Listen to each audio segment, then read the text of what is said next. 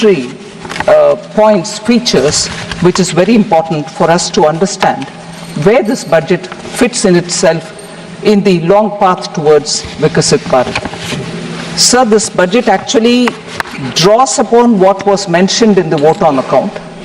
So essentially infuses into itself everything, almost everything said in the vote on account.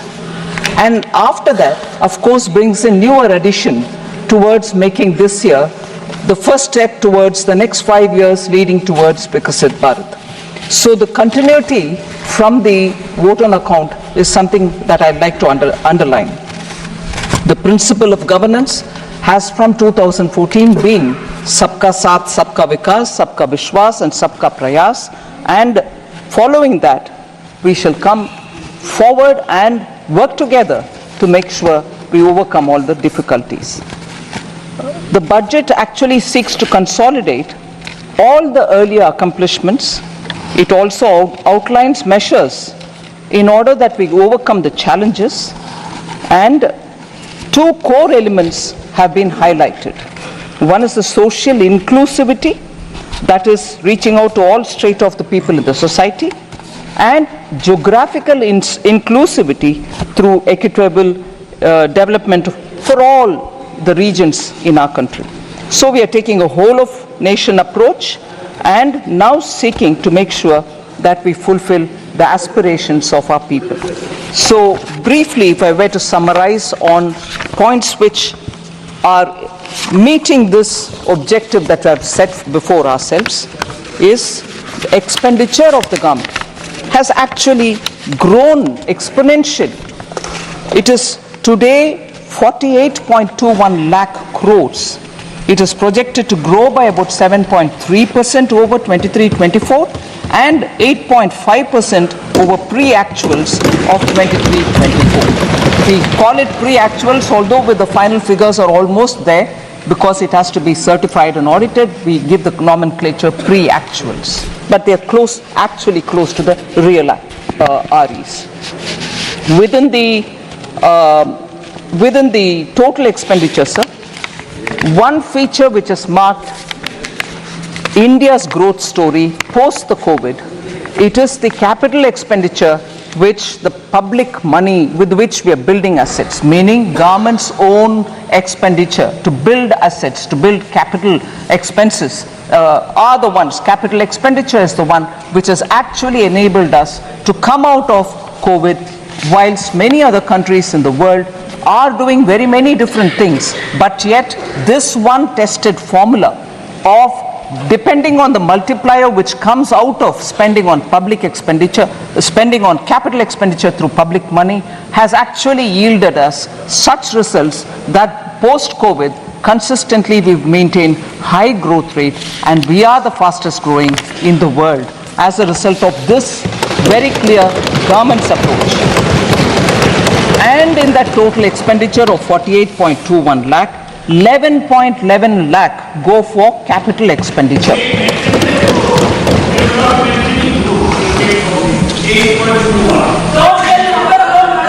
Sir, budgeted capital expenditure is now almost 3.3 times the capital expenditure which was there in 2019-20, that is prior to COVID, sir. If you actually calculate the effective capital expenditure, that is the sum which is referred to when the budgeted capital outlay and the grants and aid for creation of capital assets which is given to the states, grants and aid go to the state's capital account, but it remains in the revenue account for us. But because it also creates capital in the state's name, if we were to calculate the effective capital expenditure, it is pegged at 15.02 lakh or above 18% over the RE of 23-24. Sustainable and for us to retain the growth rate that we have been very clearly attributing for the hard work of the people of this country.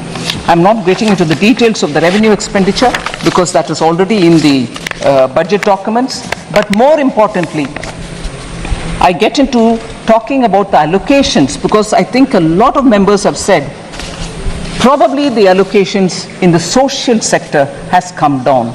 I want to, by giving the data, I want to showcase to the ministers, to the honorable members, that the expenditure on the contrary has gone up in each one of them, and I'll show by how many. So agriculture and allied sector in 2013 and 14 had just 30 lakh crores, meaning 0.30 lakh crores, whereas now it is 1.52 lakh crores. It is even 8,000 crores more than the last year, which is 23-24. So even over last year, we have made an increase and not brought a reduction in them.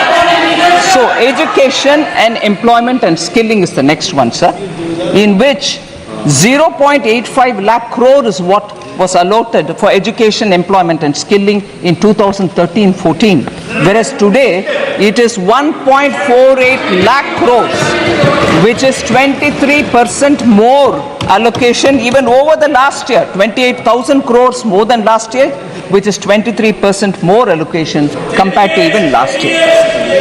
In 10 years, 0.85 lakh crore to 1.48 lakh crores. Women and girls, 0.96 lakh crore in 13-14, it is 3.27 lakh crores, 41% more allocation, or 96,000 crores more than the last year.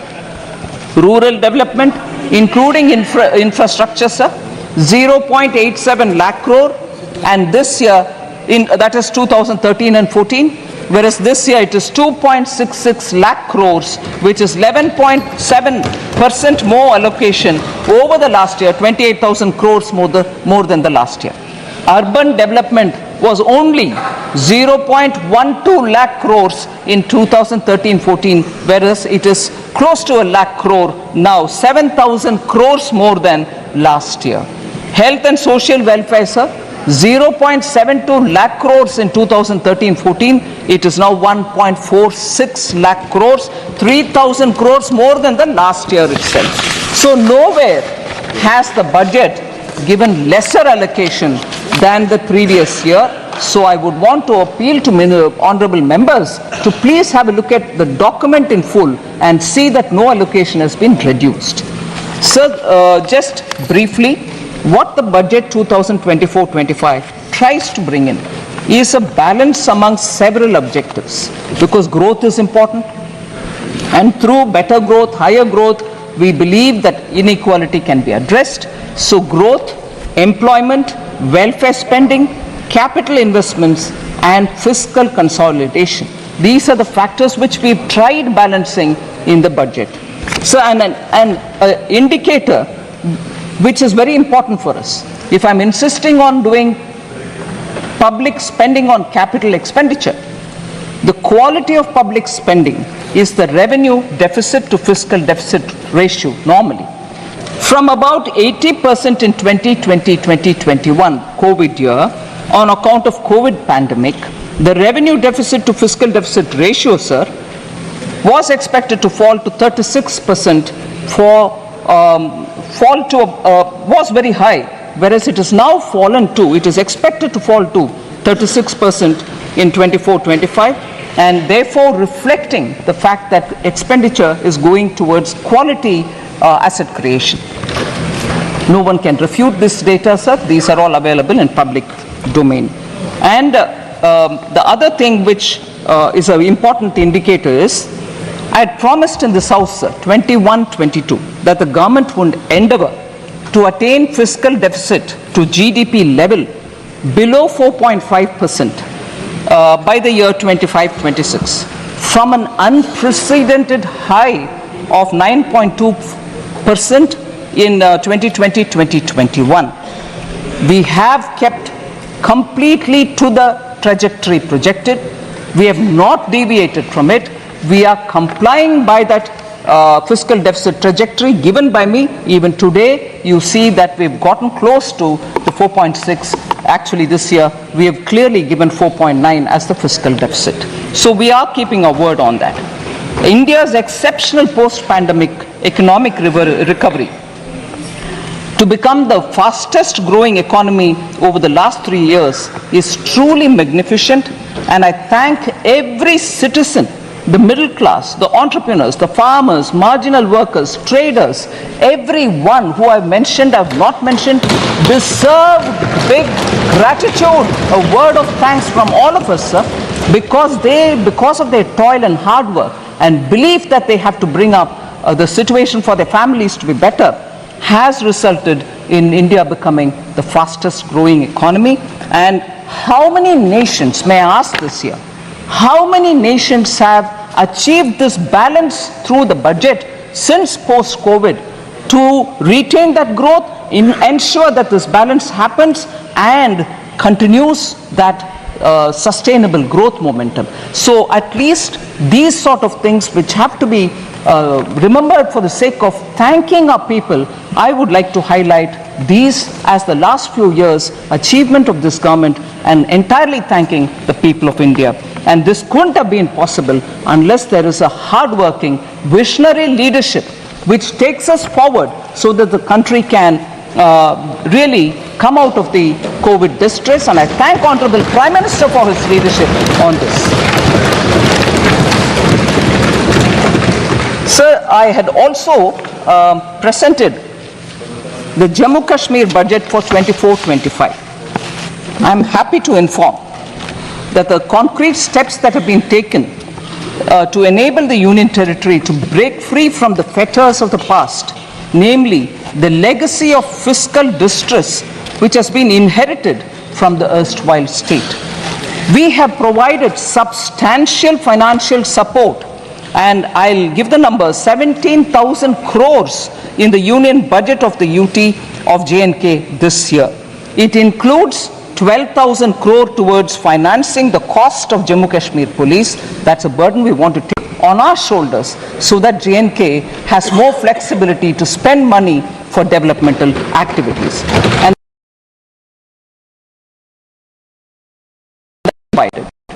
with this support, I expect the GSDP ratio, fiscal deficit to GSDP ratio of the Union Territory would be somewhere, and I'm estimating it, somewhere in the range of 3% for the year 24-25. The public finances of the Union Territory are now back on the rails, and they are now able to focus on developmental activities much more than ever before. And the fiscal prudence is the biggest spirit with which the welfare activities are being taken up without any compromise on Sabka Saath, Sabka Vikas. So, because Jammu and Kashmir budget was particularly of interest to some of the members, I would like to respond to the members as well, much before I go to responding to members on the general budget. Sir, some members of J&K have raised questions about unemployment rate in J&K. Mia Altaf MP and also Honorable Member Aga Syed Ruhullah Mehdi. They have raised issues about unemployment, and I would want to put it on the record of this House. Unemployment rate, that is for the age group of 15 to 59 years, has actually come down for J&K from 6.4% in 2020-2021 to 5.7 in 21-22 to 4.4% in 22-23, sir. So there is a reduction in the unemployment rate in J&K. The reduction is primarily because there is a lot of avenues being created for self-employment, and livelihood opportunities through Government of India schemes are reaching all people in J&K, and as a result, you can see that employment opportunities in the sense of self-employment has actually grown. So again, Honorable Member Mia Altaf had raised this issue about the works that were undertaken by the Union Territory government for the welfare of tribals. I'll certainly like to say, sir, there are about 9 important things which need to be highlighted.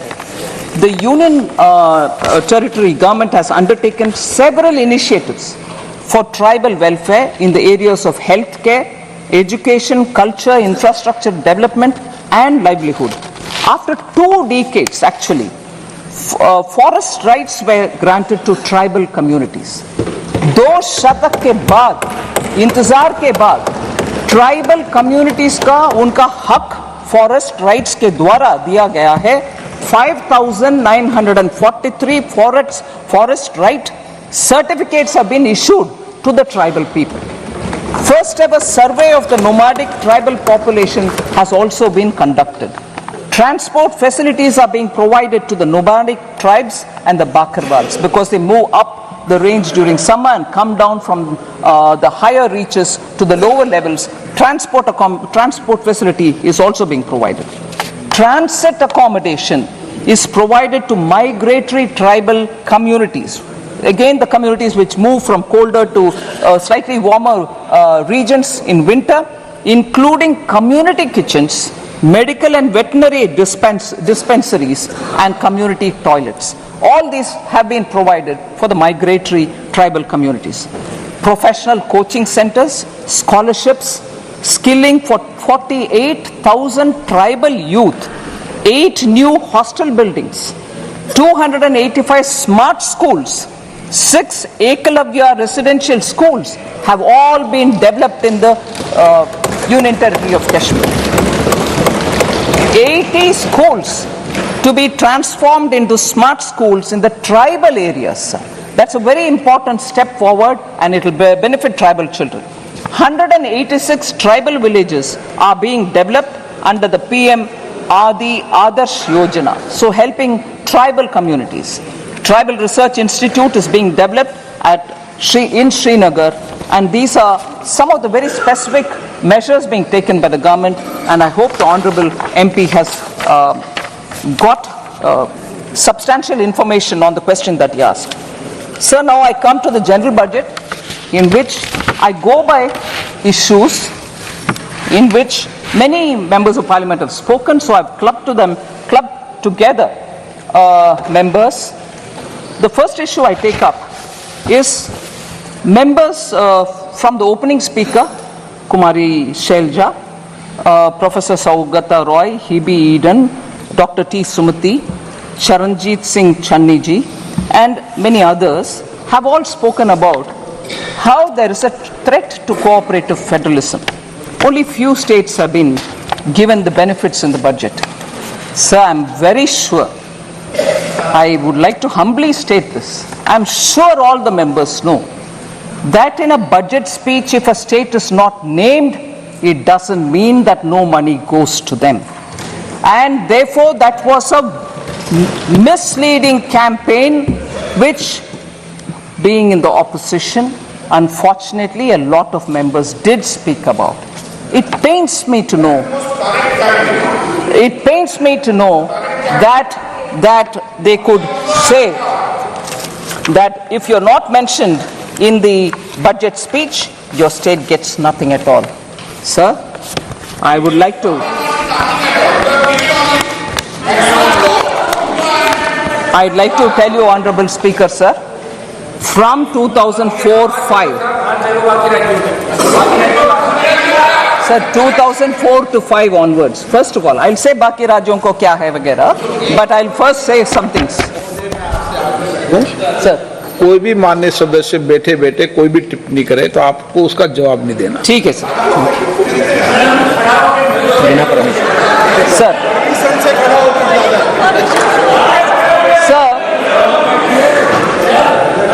Sir, I'll take the example, sir.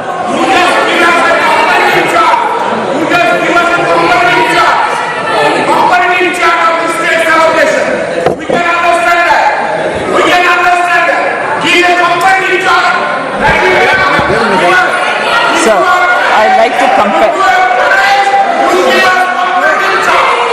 Sir, I'm picking up on the budget speeches since 2004-5, 5-6, 6-7, 2007-8, and so on, sir. 2004-5 budget did not take the name of 17 states. I like to ask the UPA government members at that time, did money not go to those 17 states? Did they stop it? Then if they stopped it, they have every business to ask this question. I presume they didn't stop money going to those 17 states because they didn't name it. So when it is one thing for them, it's all right. When the same thing happens somewhere else, no, it's not all right, you've deceived. 17 states were not named in 2004-5. 18 states were not named in 2005-6. 13 states were not named in 2006-7. 16 states were not named in 2007-8. Money didn't go to them. 2008-9, 13 states were not named. 2009-10, 26 states were not named. 26, which means only 2. Sir, oh yes, sir, if we are being blamed that only 2 states were named and the other states are not getting anything, 2009-10 budget had only 2 states, Bihar and Uttar Pradesh, and no other state. What does that mean then? It's all right when you do it. You didn't give money to those states which you didn't name. So, sir, you can't have it both the ways. You do one thing and then you blame the same thing on somebody else. What happens to the states which were not named? I'm asking now, 2009-10, 26 states of India did not have a mention. 2009-10, the full budget, 20 states. Interim budget did not have 26. The full regular budget, 20 states did not have it. So what does that mean, sir? They continue to ignore states. 2010-11, 19 states were ignored. 2011-12, 15 states were ignored, they didn't mention. 12-13, 16 states were ignored. 13-14, 10 states were ignored. So, sir, for that matter, the interim budget of 2014-15 ignored 26 states. Was there a noise? Did people say you ignored those states, you didn't give money? So, if you want to distort and create uproar, you want to give a sense of fear among people, you can go about distorting data. But this stands here, sir. Sir, in the last few years, now each state we had ministers go and explain how much has been given to each of the states. All right, sir? Record तो है, record है दादा, इसीलिए record होता है वकीलों के पास. Sir, I just want to say this, sir. Just random examples of how much has gone to different states. Bulk drug parks in Himachal Pradesh for now 1,900 crores. Very recently announced by Prime Minister Modi. PM Mitra Textile Park went to Karnataka, Tamil Nadu and Telangana. Have they not received monies for that? 500 crores for Greenfield Park and 200 crore for Brownfield Park. These are just random examples, sir. Railways, West Bengal, Jharkhand and Bihar, multi-tracking of Son, Nagar and Andal. Telangana and Maharashtra. Yes, it is, everybody is right and that's why I'm answering. But instead of reading a complete list, I'm giving random examples so that people can understand. 2,700 Railways, Telangana and Maharashtra, doubling of Mudked, Medchal, Mehboob Nagar, Don route. Telangana and AP, doubling of Motumarri, Vishnupuram sections. Telangana and AP, Bhadrachalam, Dronakal sections. Amount, sir, 12,334 crore. West Bengal, Jharkhand, Bihar. Telangana and Maharashtra, 4,686 crore. Telangana and AP, 1,596 crore. Telangana and AP, Bhadrachalam, Dronakal section, 770 crore. These are going for railways alone. Sir, major highway projects, Kerala, major highways projects. So I will like to put on record, because after all, the respective honorable members of Kerala insisted, and I'm glad to receive them, that much before I deliver the reply today, I have to meet with them. It was an all-party delegation. I happily met with them. I have no problems. I will address issues also that they have stated and let it go on record that all the MPs came and met me before I gave the reply. I have no hesitation, sir. And there is no vanchana to any state. Nobody is being denied any money. So, India's first, sir, Kerala I mentioned, NH 66, Kappirikadu, Edappalli in Thrissur district. 9,667 crore major highway project Kerala. Sir, major money comes na, 9,606 ongoing, money comes or not? So, Mukkola junction to Kerala, Tamil Nadu border, 1,148 crore. Sir, J&K, Punjab, Haryana, Delhi, Amritsar, Katra road project, 18,000. Sir, kindly, Honorable Speaker, sir, J&K, Punjab, Haryana, Delhi, Amritsar, Katra road project, 18,274 crore. Sir, again Kerala, sir. India's first transshipment port. All of us happily celebrated when a very big vessel reached Virinjam port. Kerala government, Congress government gave it. And nobody from who are speaking about AAs and A1 and A2s don't question Kerala Congress government when Virinjam was given on invitation to, I'm not taking the name, one of the A's. On invitation. And nobody went. Nobody from Congress party went and said, "Arey, why are you giving to AA? Can't give it to AA." They didn't say. And afterwards, when communists came, when Communist Party came to power in Kerala, even they did not disturb it. Congress gave it, communists came afterwards, even they also didn't touch it. How much of viability gap funding has been given by Government of India, sir? 818 crores have been given for Virinjam Port by Government of India for a project that they themselves invited one of the A and gave it, and that one of the A was given by Congress. Another who came as a communist also did not touch it. It's going on fine till today. But lectures on AA is only for all of us. Sir?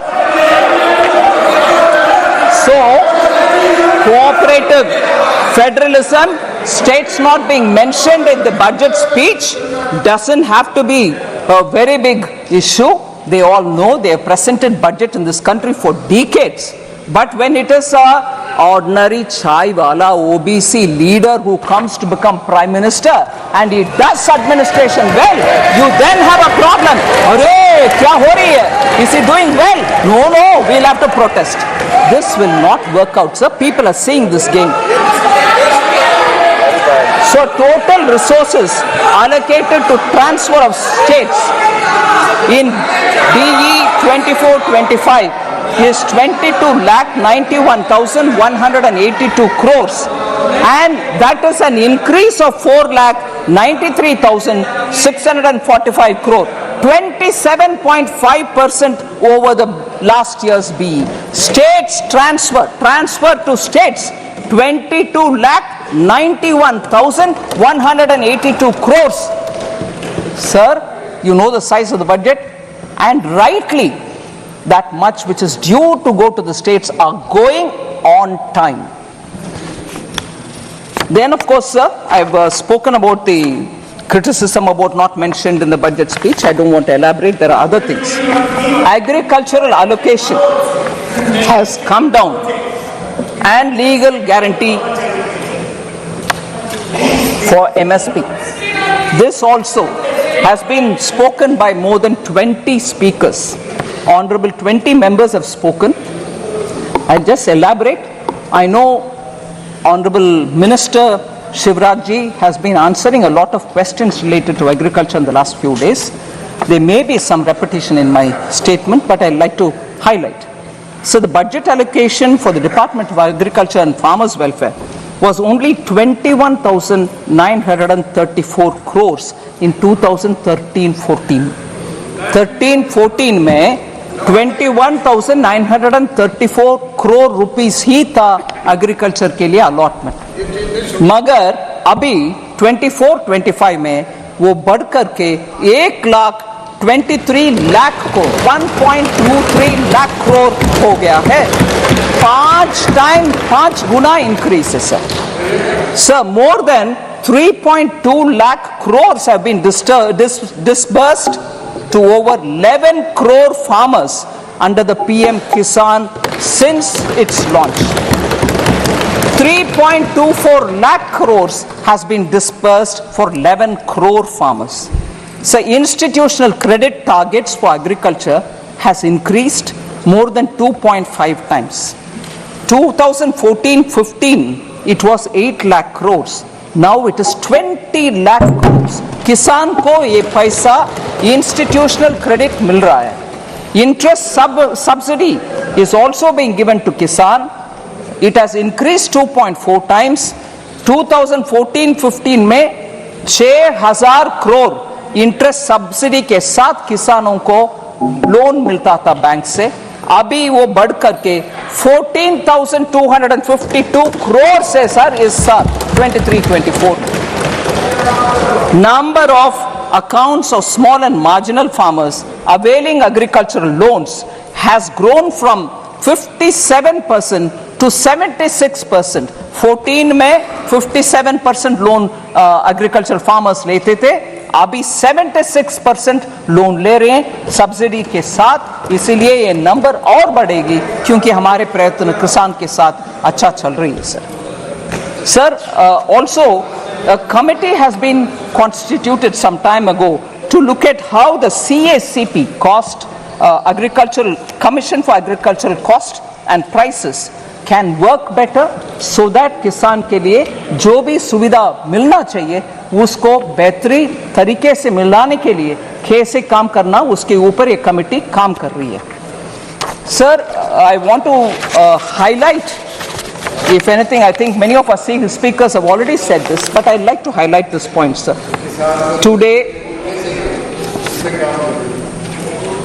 Today, sir, the Congress Party and the India Alliance partners are all doing good lot of politics on the farmers. I'm saying it with consideration, sir. I'm not speaking loosely. The National Commission on Farmers, MS Swaminathan, had recommended in 2006 minimum support price should be at 50% more than the weighted average cost of production. This was not accepted by the UPA government. The cabinet note, which was drafted in July 2007, said, and I quote, sir, MSP is recommended by the CACP on objective criteria considering the variety of factors involved. Therefore, setting an increase of at least 50% on the cost may cause distortion in the market. In some cases, there may be a mechanical linkage between MSP and cost of production per producer.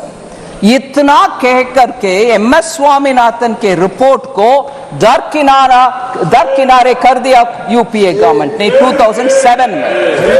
फिर 2004 manifesto में Congress party बोलते हैं कि एक comprehensive crop insurance ले आएंगे.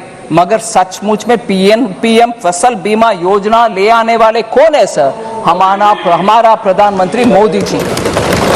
फिर Congress party ने ये भी कहा it would examine the feasibility of direct income support to farmers.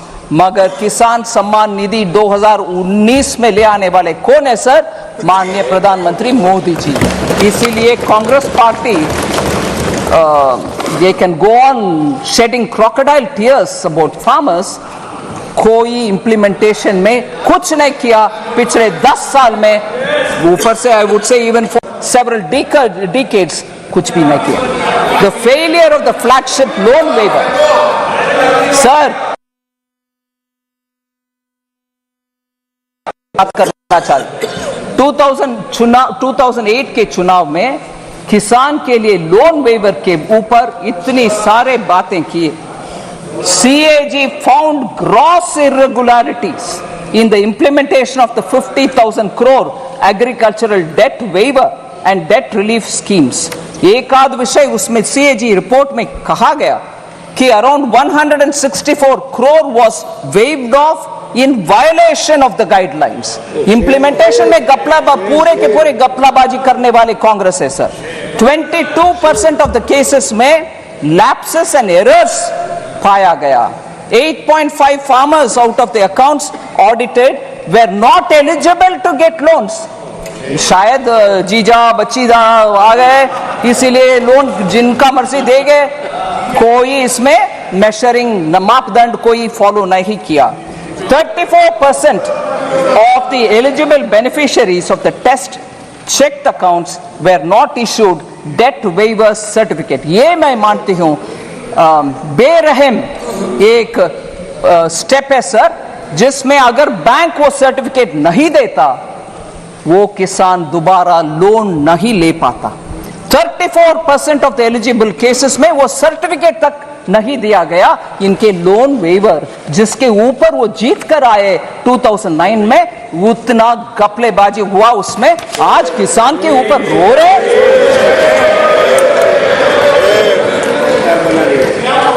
Sir.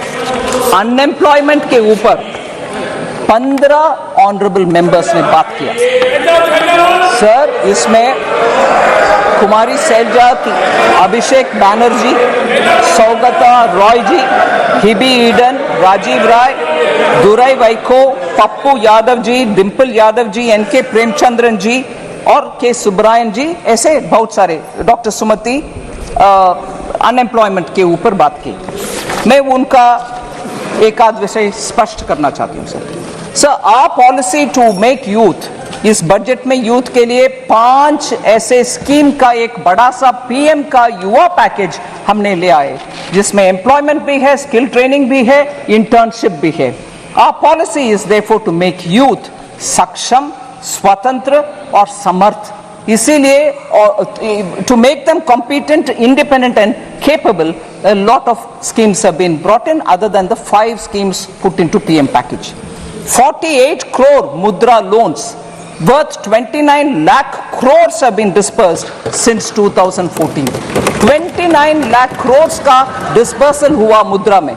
इसीलिए इस बार क्योंकि वो सक्सेस हुआ है, हम उसको 20 लाख रुपीस तक अमाउंट बढ़ा रहे हैं. 10 से लेकर के 20 तक बढ़ा रहे हैं. मैं ये 5 स्कीम के ऊपर ज्यादा बोल नहीं रही हूं sir, but I want to say UPA era में जॉबलेस ग्रोथ के विषय में एक विषय हाईलाइट करना चाहती हूं सर. आरबीआई के क्लेम्स डेटा जो पीरियोडिकली हमें इकोनॉमी के ऊपर पिक्चर देता है, वो एम्प्लॉयमेंट यूपीए के इरा में, मतलब 2012 to 13 में और 13 to 14 में टोटल एम्प्लॉयमेंट एक्चुअली डिक्लाइन हुआ है. ये वो जिक्र करता है आरबीआई की रिपोर्ट. उनके कार्यकाल में जब टोटल एम्प्लॉयमेंट का नंबर डिक्लाइन होता है, उसके बारे में चर्चा नहीं करते. मैं आज उठा रही हूं इस हाउस में कि उस समय के एम्प्लॉयमेंट क्यों घटा. Why did it come down? If you are claiming that your economy management was all very good, how did total employment figure come down? And this is RBI data, not mine. Second, sir, formal employment was badly hit. Total persons engaged during the UPA time, annual survey of industries कहता है कि Covid pandemic के time, हमारी सरकार के time से ज्यादा decline उस समय हुआ टोटल पर्सन्स का एंगेजमेंट में. This is a data about 2012-13 employment total persons engage decline हुआ उस समय. Sir, we want to highlight the fact that the annual periodic labor force survey reports show that the labor market indicators for persons in the age group of 15 years and above has steadily improved under Prime Minister Modi, 2017-18 to 2022-23, our employment figures have improved. I'm giving you at least 4 indicators for that. Labor force participation has increased from 49.8 in 2017-18 to 57.9% in 22-23. Labor force participation number. इसमें women labor force participation has risen to 37% in 22-23 from 23% which was in 2017-18. Women का participation भी increase हुआ. Youth the unemployment rate has declined from 6% in 2017-18 to a low of 3.2% in 22-23. Youth unemployment for the age group 15 to 29 has declined sharply from 17.8% in 2017-18 to 10% in 22-23. So, the last point on this employment debate, sir, SBI research report which was released in July 2024 said India created 12.5 crore jobs between 2014 and 23 compared to only 2.9 crore during the UPA 10 साल. 2.9 crore UPA के 10 साल में, मगर अभी 12.5 करोड़ हमारी 10 साल में sir. सो employment के ऊपर बार बार गलत फहमियां प्रचार करना ये छोड़ दे क्योंकि डेटा उसके खिलाफ है.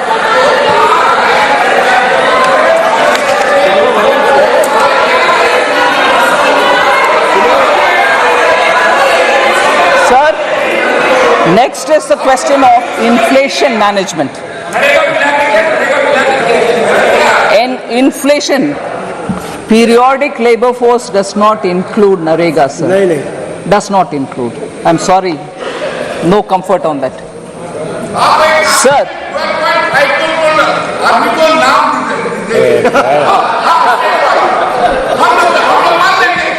Sir, inflation.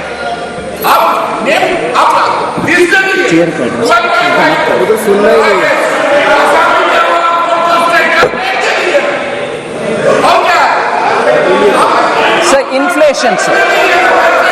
Inflation as a subject.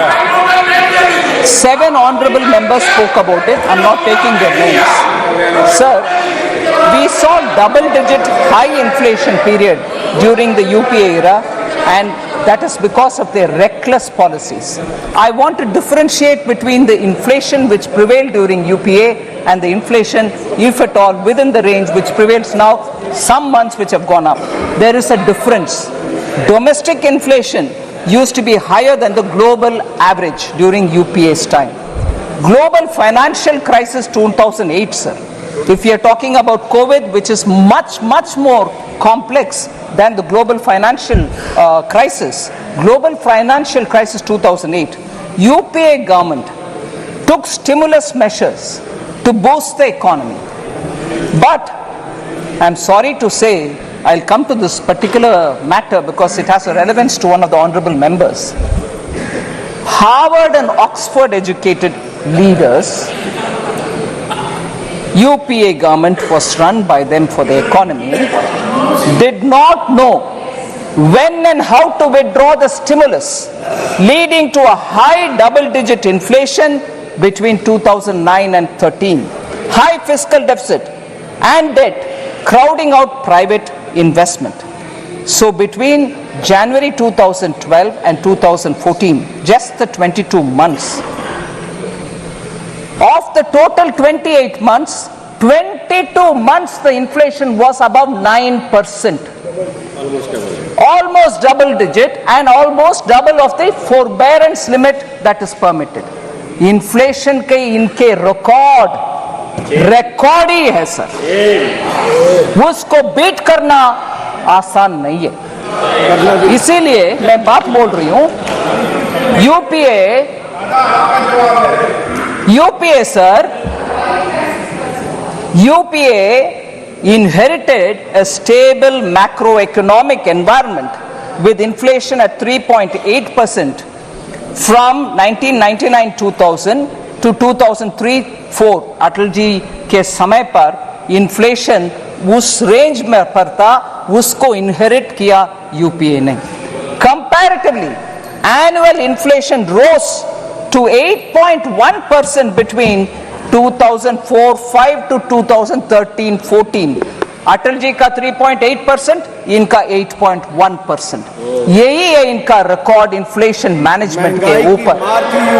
Sir actually क्योंकि हमारे एमपी साहब ऑलरेडी एक स्लोगन दे रहे, मैं बोलना चाहती हूं, मैं हिंदी इलाके से नहीं आती हूं, फिर भी ये याद है, कांग्रेस आई महंगाई लाई, ये है इनका record. Sir, because economy was in such poorly managed state because of inflation, I want to quote sir RBI governor, उनका नाम नहीं ले रही हूं क्योंकि सदस्य नहीं है इधर, मगर वो एक किताब लिखे हैं, उस किताब में वो बोलते हैं, I quote, the finance ministry used to pressurize the RBI to soften interest rates and present a rosier picture of growth to shore up sentiments। क्योंकि आपके आर्थिक व्यवस्था इतना बिगड़ गई थी, आप आरबीआई को फोन करके उनको बोल रहे हैं कि प्लीज ठीक से मैनेज करो भैया, क्योंकि सेंटिमेंट अफेक्ट हो जाएगा। आप कुछ मैनेजमेंट नहीं किए, मगर ये किताब में फॉर्मर आरबीआई गवर्नर लिख रहे हैं सर इनका इकोनॉमी के मैनेजमेंट के ऊपर। शेम, वो हमें पूछते हैं कि इकोनॉमी कैसे मैनेज कर रहे हो। Sir, India's inflation between 2020-2023 is much lower than the global average. Prime Minister Modi, in spite of COVID, planned the economy in such a way that our inflation did not affect so badly. I want to just give you the list of the records, sir. NDA के समय 99 to 2004 तक 3.8, UPA 1 में 6%, UPA 2 में 10.2%, so UPA 1 and 2 put together 8.1%. अभी हम आ रहे हैं NDA 1 में 14-15 से लेकर इन्फ्लेशन 5 years में 4.5%, NDA 2 में 5.7%, NDA 1 and 2 put together 5.1%। कहाँ है 8.1%? हमारे 5.1% कहाँ है? मैं ये भी दुख के साथ कहना चाह रही हूँ, जब प्रधानमंत्री जी पेट्रोल और डीजल प्राइस को 2 बार कम किए, बीजेपी स्टेट्स ने कम किया, इन्फ्लेशन हटवाए, मगर यूपीए के स्टेट्स कोई कुछ नहीं किया, उसके वजह से उनके स्टेट में इन्फ्लेशन हाई रहा। देश के लिए नुकसानदायक पॉलिसी है यूपीए का। ठीक है, हम कैसे मैनेज किए inflation? Group of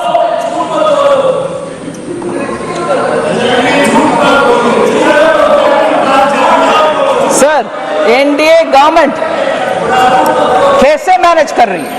group of ministers के द्वारा इन्फ्लेशन को मॉनिटर करते हुए सप्लाई साइड का हर स्टेप हर बार उठाते हैं। मैं उदाहरण देती हूं सर, भारत ब्रांड आटा, राइस और पल्सेस का विषय हमने खरीद करके सब्सिडी के साथ जनता को पहुंचा रहे हैं। भारत आटा एट 27.50 रुपीज पर केजी, और लोग खरीद रहे हैं कि नहीं खरीद रहे हैं? बिल्कुल खरीद रहे हैं। 14.87 lakh tons have been sold for common public.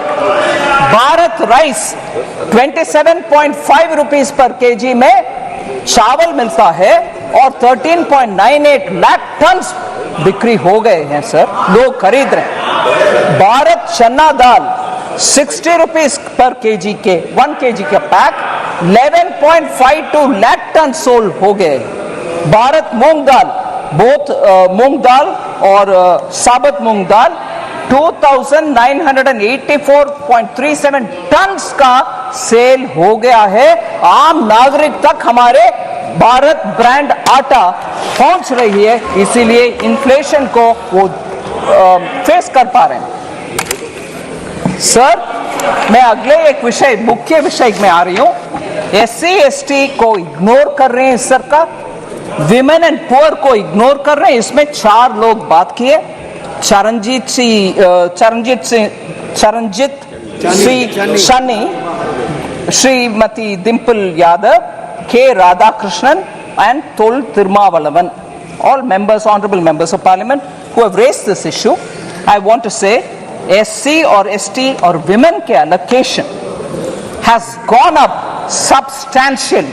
Number there you sir, 23-24 में 1,59,148 crores था SC का, इस साल 1,65,493 crores, 6,345 crores और बढ़ाए ST 1,19,706 crores, 1,24,909 crores now, 5,113 crores अधिक we have increased it.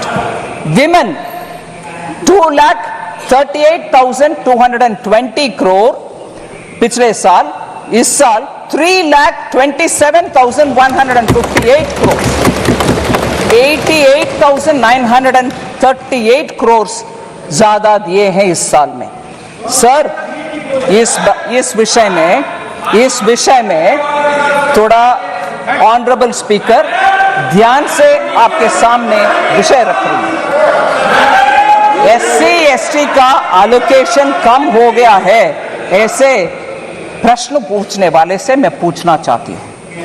Karnataka की कांग्रेस गवर्नमेंट ने SC SC ST फंड से बजट में 9,980 दिए हुए बजट से 4,301 करोड़ ट्राइबल सब प्लान से निकाला गया, उसका पता नहीं चल रहा कहां है।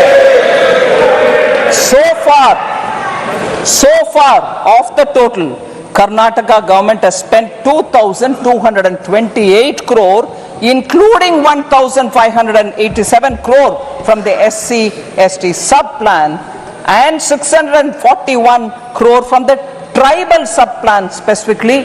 God knows where this is going. Because this has been questioned in Karnataka itself by the leader of the opposition and the media. I want to ask माननीय former chief minister Charanjit Channi ji, आपके लीडर से बात करिए, कर्नाटका में जाकर के SC का हालात के ऊपर प्रश्न पूछिए। इधर पूछने का आवश्यकता नहीं है, उधर कांग्रेस गवर्नमेंट में हो रही है इतनी सारी घपला।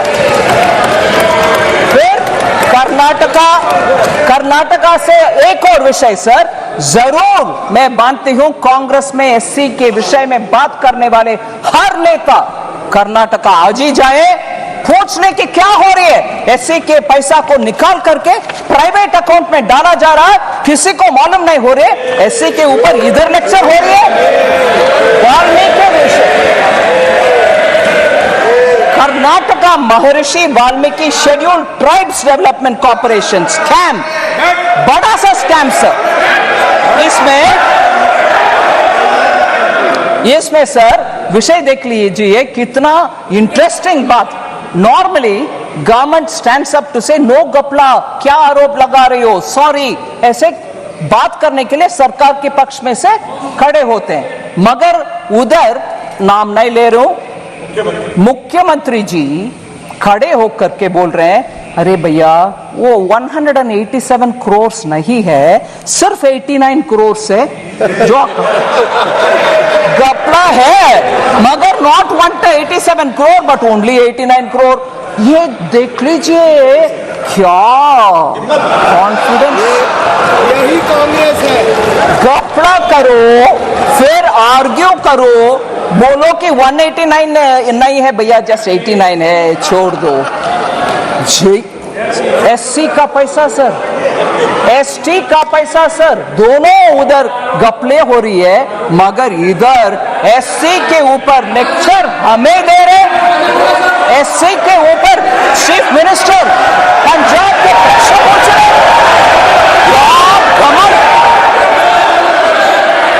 In the past BJP government, how many scams have been occurred? Sir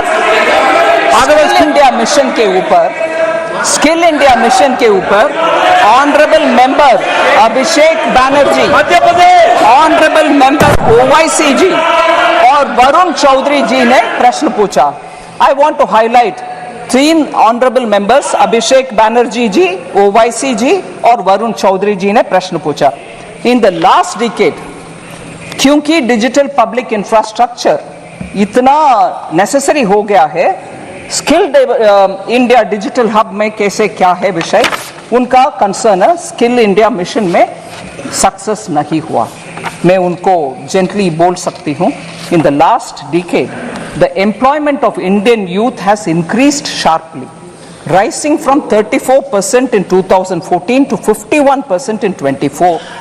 ये सब क्योंकि उनका स्किलिंग हुआ, उनके अपग्रेडिंग ऑफ स्किलिंग हुआ, उसके वजह से वो आगे आना संभव बन रहे हैं.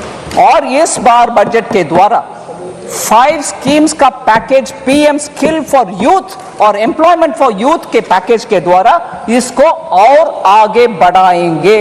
यूथ के लिए हम काम करेंगे. और हमारे position sir world skills competition में 19th पोजीशन में थे हम 2017 में स्किलिंग में.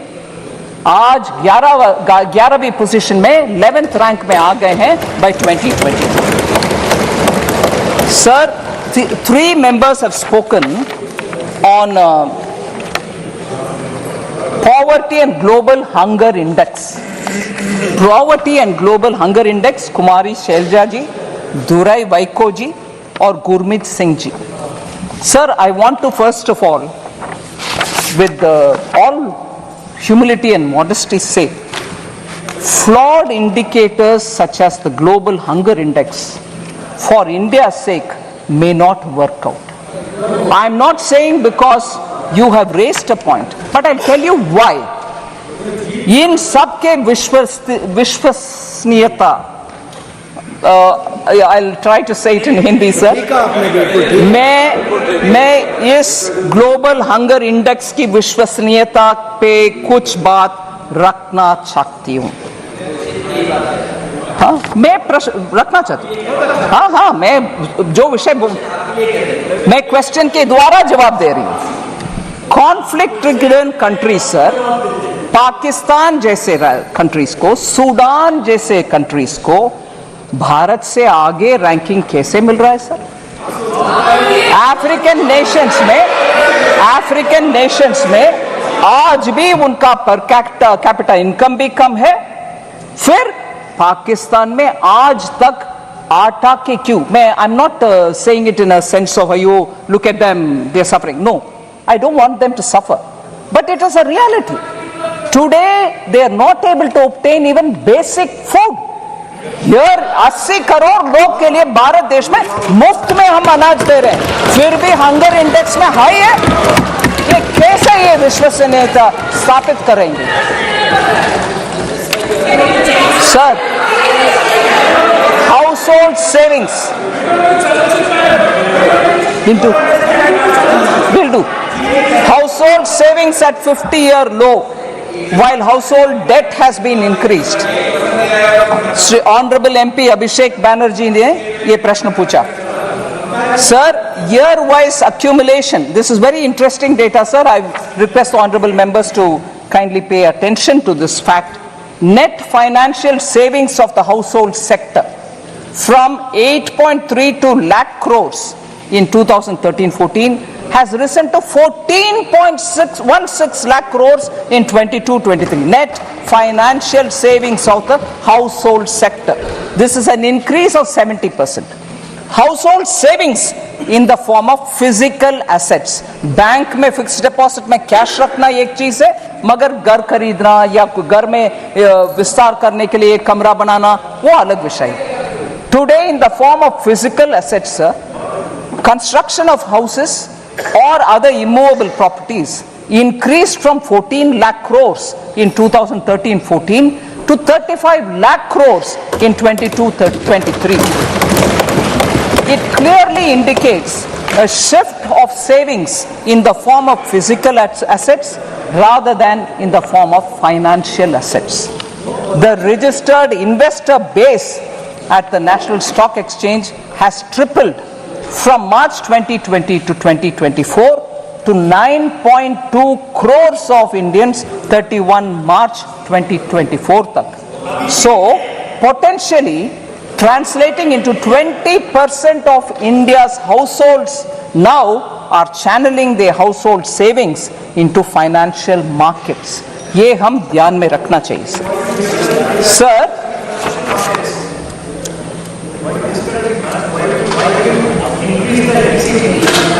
I'll come to that. I'll certainly come to it. Sir, Honorable Speaker, sir, I'm almost coming to the end, sir, but one or two important points. Sir, I thought you wanted the answers. Sir, lack of transparency in budget. Lack of transparency in budget was the issue raised by Honorable Member N.K. Premchandran. I want to highlight the fact, sir. In fact, it is completely the opposite of what used to prevail under UPA. And I'll give you examples with which I want to say this charge, lack of transparency in budget, should actually be posed by N.K. Premchandran ji to UPA budgets. Sir, all the details have already been provided. I'm not going to say what is revenue receipt, how much is revenue receipt, how much is other receipts. The borrowings are meant for financing fiscal deficit, because the question also said how government will finance the additional allocation of around 56,000 crores. So I want to just highlight, borrowings are for financing fiscal deficit in a way. I would like to mention that the borrowing has been reduced due to better fiscal management, and reducing the fiscal deficit from 5.1% in interim budget to 4.9% in the regular budget of 24-25 explains that. The hallmark of Prime Minister Modi from the days when he was Chief Minister of Gujarat is fiscal prudence without compromising on welfare. He continues on that trick. He has not compromised on welfare businesses or schemes, but very clearly manages his finances carefully, and that is why you have that fiscal prudence reflecting in the fiscal deficit.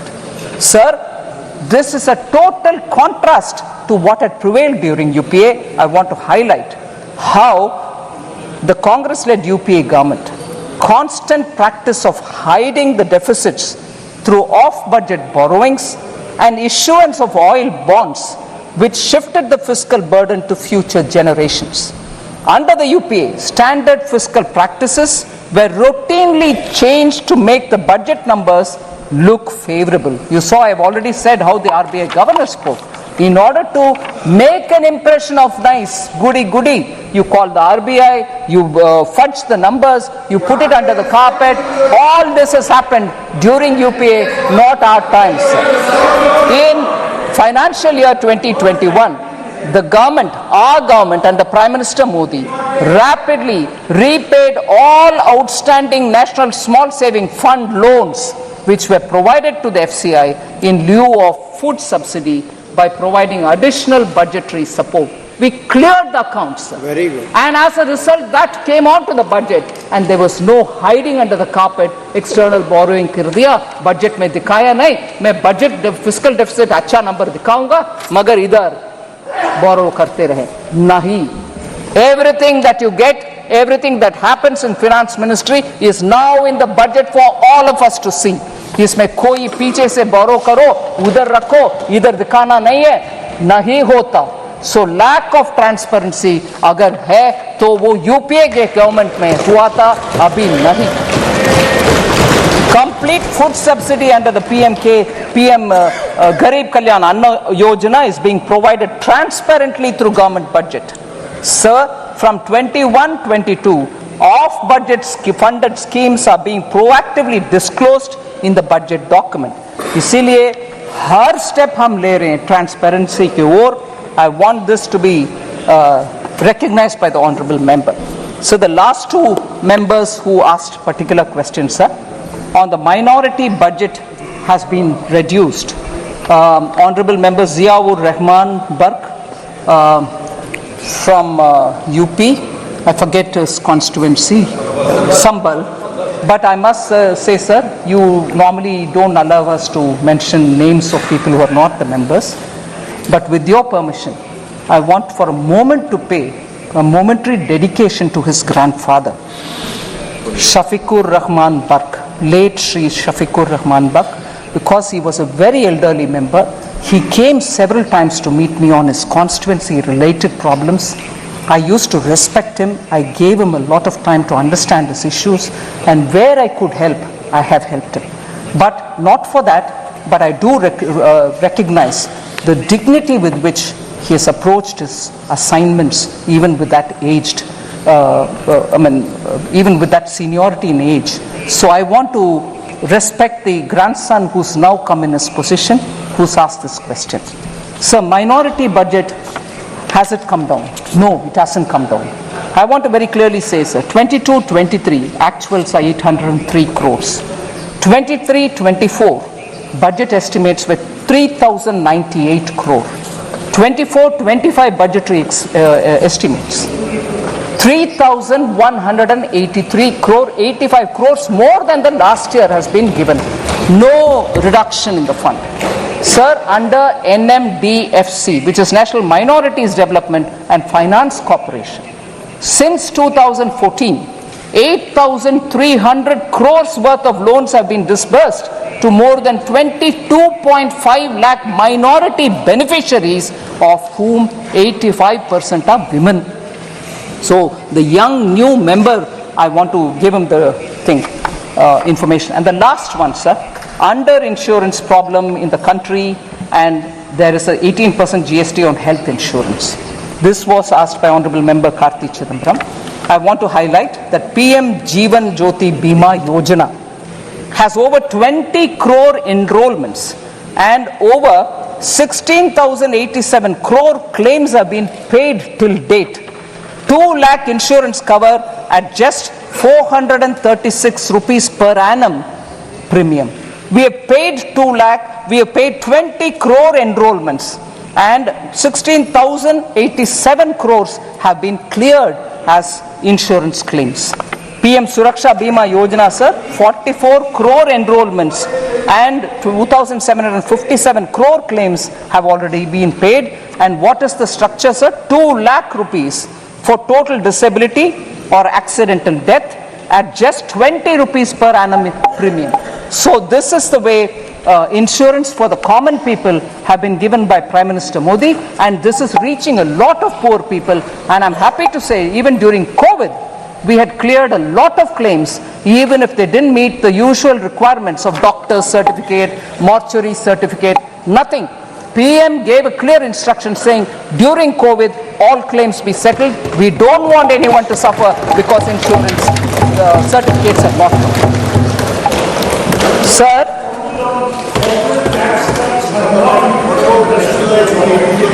Sir, this is not something I very much would want to speak about, but there are one or two things which I need to highlight before I come to the last 2 points, sir. Professor Saugata Roy has raised a lot of issues, but I'm astonished, sir, from the land of Bengal, which inspired our freedom movement, which gave us the slogan Vande Mataram. Here, you don't hear me all right, no? Vande Mataram. I'll be happy to say it 10 times. Vande Mataram. Bengal gave this call, and we are very inspired by that. And from that Bengal today, we have a Professor Saugata Roy, who says, I'm not bothered, I'm not worried, but it is worth mentioning for this House's consideration. He says, I do not expect Finance Minister to be like Dr. Manmohan Singh. Certainly, I also don't want to be like Dr. Manmohan Singh. She is not a PhD from Oxford, not even like Chidambaram, who has got a management degree from Harvard. She's from our own JNU. But the problem is she's bereft of new ideas. सीधा मैं आ रही हूं sir प्रश्न, सीधा मैं आ रही हूं प्रश्न में. A lady who I respect a lot, a lady who I respect a lot, who sits equally in the GST council with me, Srimati Chandrima Bhattacharya, who is the finance minister of Bengal, studied in University of Calcutta. Sir, you may delete the name, sir. You may delete it. You may delete it, sir. Finance Minister of Bengal, studied in University of Kolkata. That's all right, sir. She is also, I respect her, which means, is she also bereft of new ideas? Is she also bereft of new ideas, sir? I don't want to take her name. Finance Minister of Bengal. Please delete the name. I am not against it. I respect her, sir. She does wonderful contribution in the GST Council. She is from University of Kolkata. So, when reference is made to me saying she is from JNU, but the problem is she doesn't have any, she is bereft of new ideas. Is she bereft of new ideas? Equally, I want to ask, the Chief Minister of Bengal is also from colleges affiliated to the University of Calcutta. Does it mean that if you study in Indian universities, you are bereft of ideas? She is a fighter who's leading the state for so many years. Male chauvinist comments. Sir?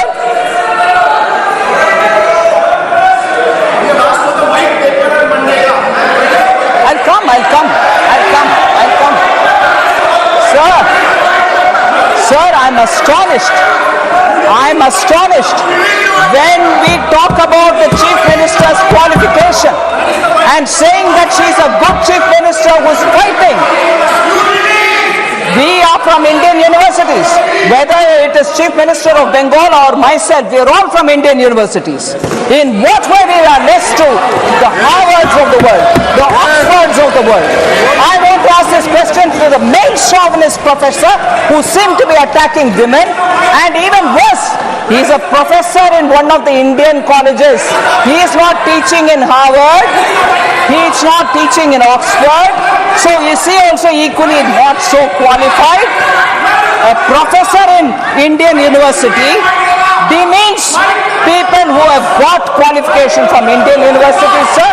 Professor Saugata Roy, please be ashamed of yourself. Sir, even worse,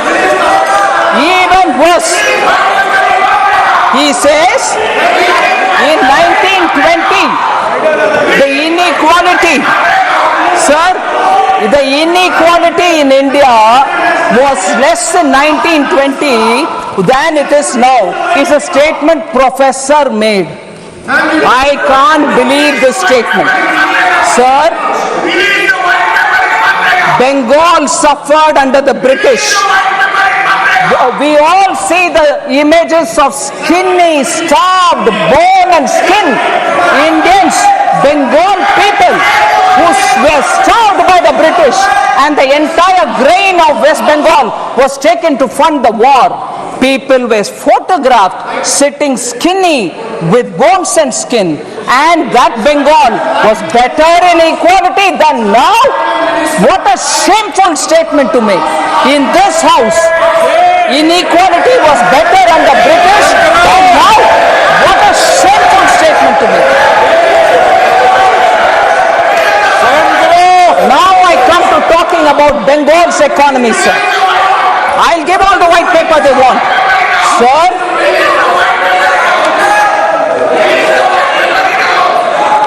West Bengal's share in total industrial production of this country. Honorable Speaker, sir, I'd like to draw your attention and say West Bengal's share of the total industrial production of this country which used to be 24%. I want honorable members to keep paying attention to this data. It's very important for this country. 24% was Bengal's contribution to total industrial production of this country at the time of independence. Today, you want to know what that number is? 3.5. That's the symbolic point. That's the symbolic point.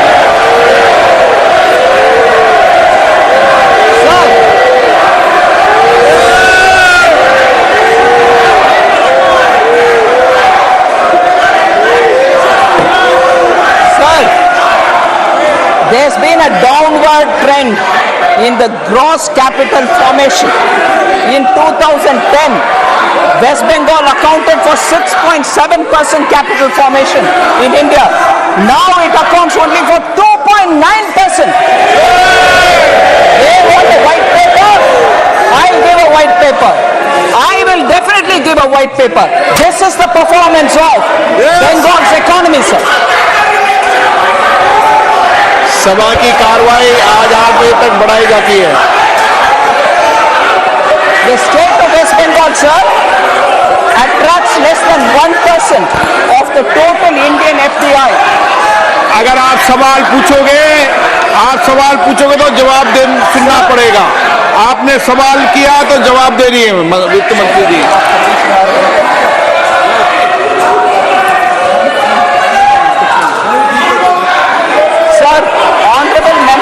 Supriya Sule had asked question about fiscal deficit target of 4.9% may not be achieved. With supplementary demand, it might go up to 5.6%. He said apprehension. I want to reply to Honorable Member Supriya Sule, sir. The year-end actuals of a year represents the full financial year's expenditure. It is inclusive of additional appropriation that may have been granted to the Parliament by the Parliament through supplementary demand. But I want to lay before Honorable Member my fiscal deficit numbers. 21-22, the fiscal target set was 6.8%. What we achieved is 6.7%. 22-23. 6.4 was the target set. 6.4 was achieved. 23-24, 5.9 was target set. 5.6 was achieved. And 2024-25, 4.9 is what we mentioned here. I am confident that of achieving that fiscal goal and the glide path which we have given, and therefore 4.5% of GDP for 25-26 is what we will achieve is my hope.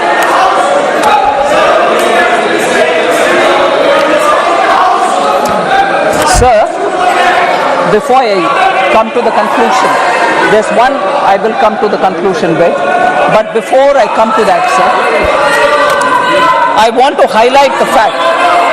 माननीय सदस्य, नेता प्रतिपक्ष, please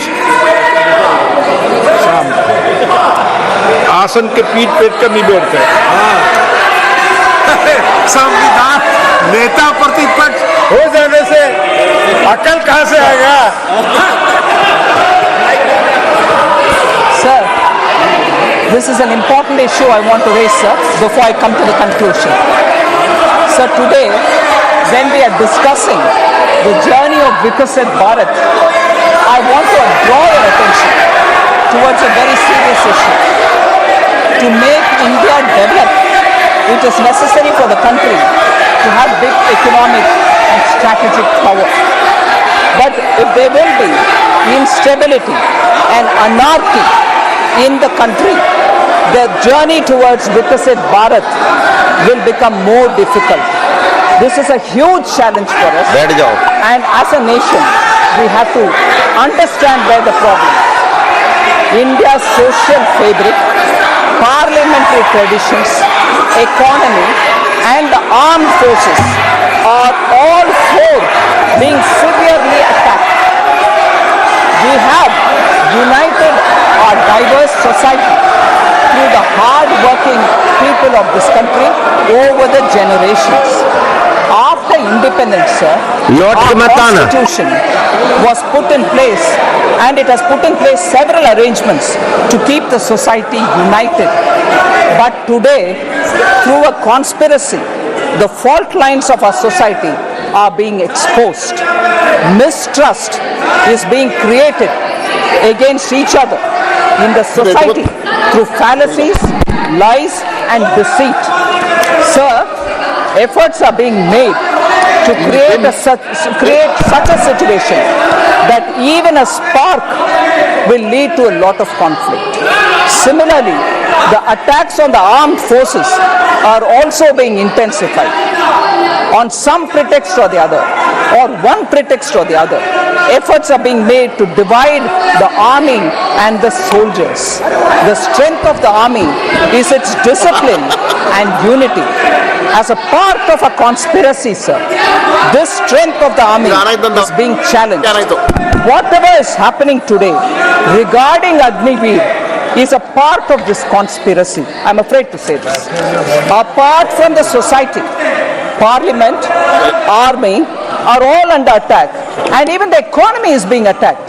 When the people of India have really struggled to come out of COVID and are building a society on their effort, we as people representing them in this house at least should recognize the hard work of our people and not undermine India as a country which is growing at this rate.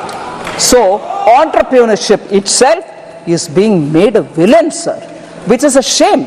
Hard-working entrepreneurs are building this country. The conspiracy is to end India's entrepreneurship culture even if before it fully blooms, and thereby hitting at the Indian core backbone, which is the entrepreneurship, small and medium units, and enterprise is what is building India. Negativity is being spread in society towards all those who do business. And this hatred for business and wealth creators is spilling everywhere. There is a conspiracy to send a message to the entire world that India is not safe for investors, sir, and this is not good. Rumors are being spread that Indian institutions cannot guarantee security to foreign investments, which is really a sad situation, sir. Strategic instability, economic instability, and political instability.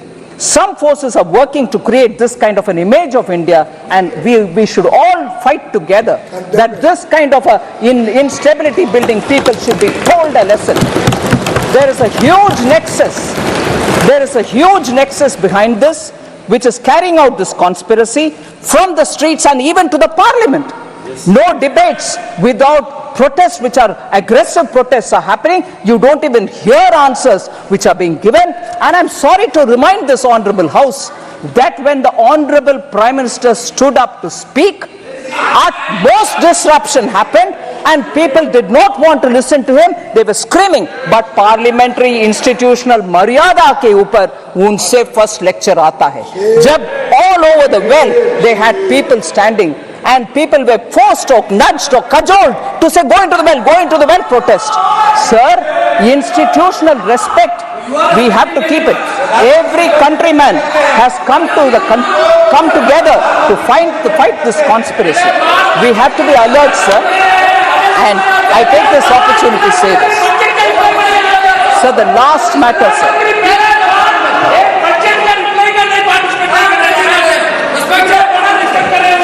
Sir, the last matter.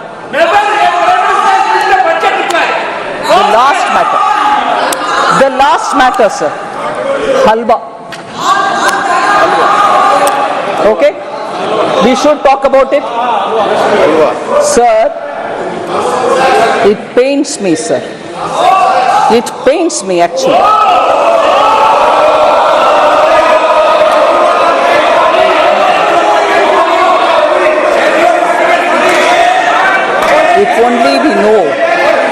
If only we know the background with which halwa ceremonies are conducted before the budget is prepared. If only we know the background. Sir?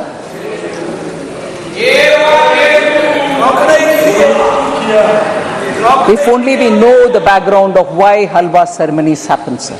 It's a very important phase where actually in this country halwa ceremonies have been happening for a very long time.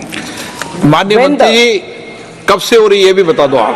मैं बोल रहे हैं sir, Minto road में जब printing press था, जब budget उधर print होता था, तब से लेकर के staff who get themselves inside that premises, budget present होने के बाद तक जब बाहर नहीं आते थे, आज भी वो सिस्टम बरकरार है। वो लोग अपने आप, क्योंकि अंदर जाने के बाद till they can't come out till the budget is read, on their own used to organize halwa making, क्योंकि भारत में एक ट्रेडिशन है, कोई भी अच्छा काम शुरू करने से पहले नींबू मीठा। At that time, sir, Italy में नहीं होगा, ओके, करेक्ट, भारत में हो रहा, कहीं और नहीं। Sir, Navratri meaning 9 nights and 8 days, पुराने जमाने में they used to stay inside only, no phone, no contact, no landline. If anything, one officer who was given the power to come in and go out, he would convey the message. कुछ नहीं, और बाहर world से संपर्क। अभी क्या हुआ? बोल रही हूँ, प्लीज। अभी sir 5 nights and 4 days nowadays they stay in the cellar of North Block, and this is essentially because the confidentiality of budget making has to be respected. So they go in, and before going in, we start this halwa ceremony. And there are media reports, sir, one or two, which I'll read out, which captures it. Halwa ceremony, sir, one media report says, and I quote, "It serves as a recognition for the hard work and dedication of the finance ministry officials and staff who have been diligently preparing the budget documents. Dating back to 1980, the halwa ceremony precedes the printing of the budget documents, which take place at the basement of the North Block, a process that must be completed without any official leaving the premises until the budget formally is presented." So, this is done more, unquote. Now I again take one line. A sense of solidarity and teamwork among the team members के लिए ये बना करते हैं. It also says it stands as a testament to the tradition and protocols observed in one of the most significant events in the Indian governance calendar. Sir? Yes? In this, sir, the staff themselves make it. The staff themselves make the halwa. Staff themselves make it. Sir, why did it become? Sir, I wish honorable members listen, sir, because they are very scared that something is coming to hit them. When did this become a photo event? When did this become a photo event? Sir, I want to underline this.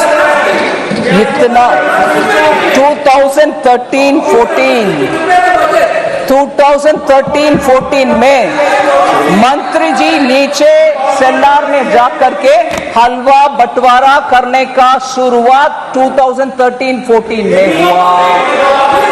मैं पूछ रही हूँ कब, by that time, क्योंकि our leader of the opposition by that time was a full active leader.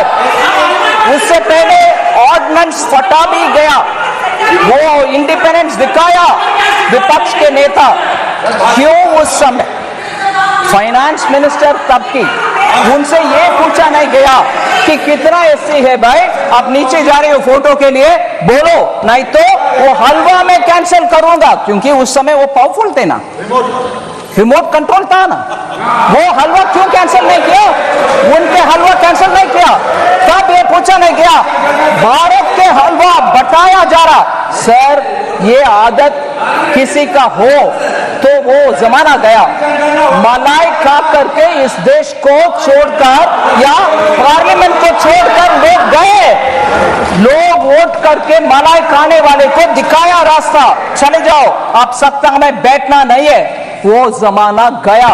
मगर उस समय के फाइनेंस मिनिस्टर से ये पूछा नहीं गया, आप नीचे जा रहे हो बंटवारा करने के लिए, हलवा बंटवारे करने के लिए, आपके साथ कितने एससी है, कितने एसटी है, कितने ओबीसी है, वो पूछा नहीं है। उस समय के ऑफिसर्स लोग के स्टैटिस्टिक्स गणना नहीं हुआ, मगर अभी पूछा जा रहा है। इसीलिए मैं बोल रही हूं, इस देश में लोगों को बंटवारे करने में कुछ षड्यंत्र के साथ इस प्रश्न पूछा जा रहा है। Sir, it's a shame. मैं इस मौके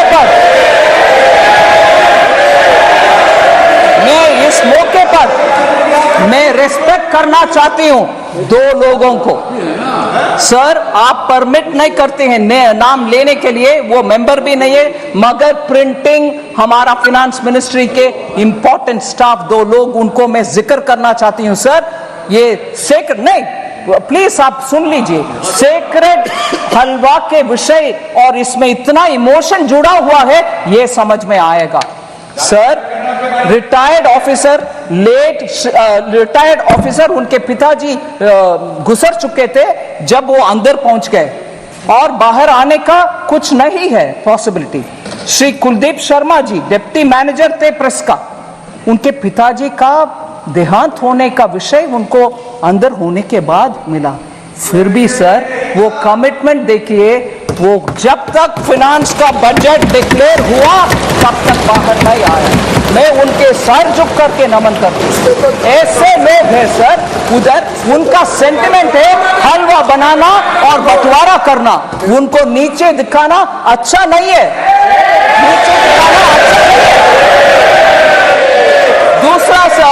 दूसरा मैं बोल रही हूं, श्री सुभाष अभी भी है प्रिंटिंग प्रेस में, वो भी अंदर जाने के समय उनको मैसेज आया, उनके सुपुत्र का देहांत हुआ सर, मगर वो बोले नहीं, मेरा जिम्मेदारी, क्योंकि हलवा के सेरेमनी हो गए, मैं अंदर आ रही हूं, इससे I will not come out. ये है सेंटिमेंट उधर, हलवा बनाना और अंदर जाना, पूरे कर्तव्य निभाना और बाहर आना, इसको नीचे दिखाना सही नहीं है sir.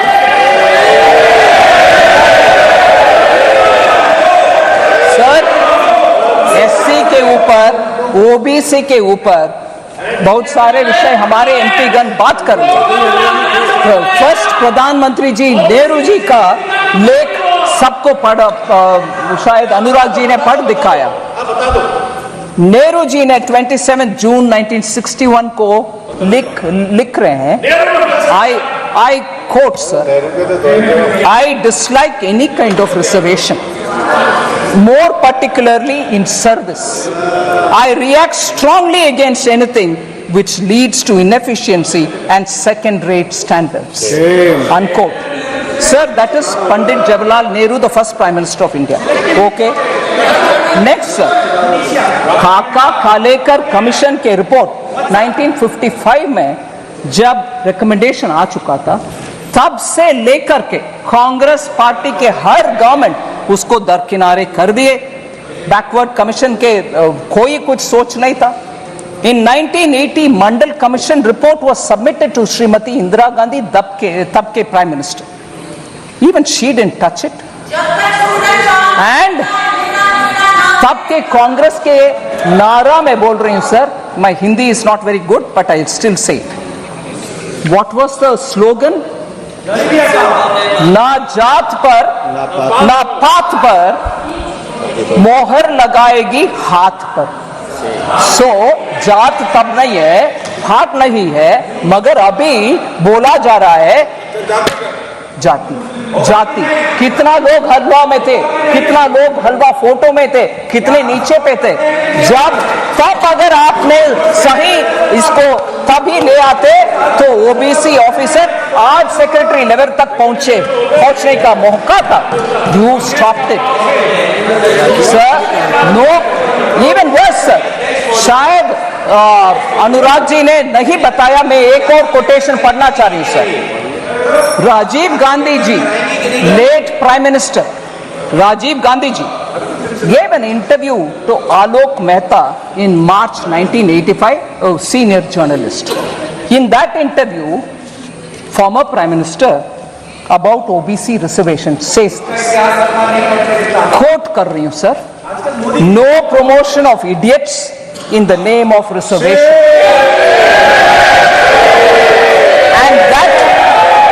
And that promoting idiots in the name of reservation, and that promoting idiots in the name of reservation would harm the entire country, unquote. Reservation के ऊपर ये इतना लेक्चर दे रहे हैं सर अंबेडकर जी कैबिनेट से निकल करके he said I don't want to be in this because there is no justice for backward communities or for SCs. उनके चिट्ठी ये सब विषय लंबा सा चिट्ठी सर, मगर वो रेलेवेंट पैराग्राफ में पढ़ रही हूँ. So he said, quote, I will now refer to another, second in brackets, matter that I will now refer to another matter that had made me dissatisfied with the government. It relates to the treatment accorded to the backward classes and scheduled castes. I was very sorry that the constitution did not embody any safeguards for the backward classes.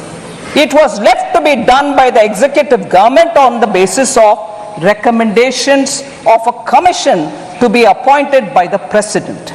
More than a year has elapsed since we passed the constitution, but the government has not even thought of appointing the commission, unquote. So Ambedkar ji सरकार से छोड़कर जाने सरकार किसकी थी sir? First government under Pandit Jawaharlal Nehru के first prime minister. इनके दादा परदादा के बयान ये सब है सर. आज ये रिजर्वेशन के ऊपर और SC/ST के ऊपर बात करते हैं. मैं प्रश्न पूछना चाहती हूँ सर. अभी अखिलेश जी नेताजी लोहिया जी इंग्लिश में बोलते हैं सर. अरे लोहिया जी नेताजी खिलाफ तो समय इंग्लिश में बोलते हैं चैरिटी बिगिंस फ्रॉम होम. सुनिए charity begins from home, meaning आप जो दूसरे को बोल रही हो वो आप पहले कर दिखाओ. मैं पूछ रही हूं सर, राजीव गांधी फाउंडेशन में कितने SC हैं, कितने OBC हैं? क्योंकि बाहर के वाले लोगों का नाम पढ़ना नहीं है. 9 लोग हैं, कोई SC नहीं है. Charity begins at home sir.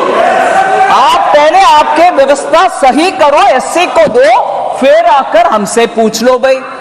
ये बोलो सर. फिर दूसरा एक उदाहरण देती हूं सर.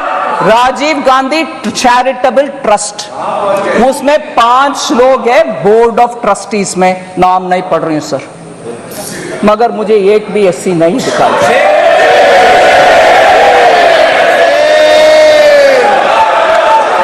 सो सर SC/ST लोग के ऊपर हम सब कुछ अच्छे करने के लिए इरादा रख सकते हैं, मगर जनरेशन आफ्टर परदादा दादा सबके बयान एक ही जैसे जब है और काम कुछ नहीं हुआ, आप जाकर के आज बोलेंगे तो कैसे भरोसा आएगा सर?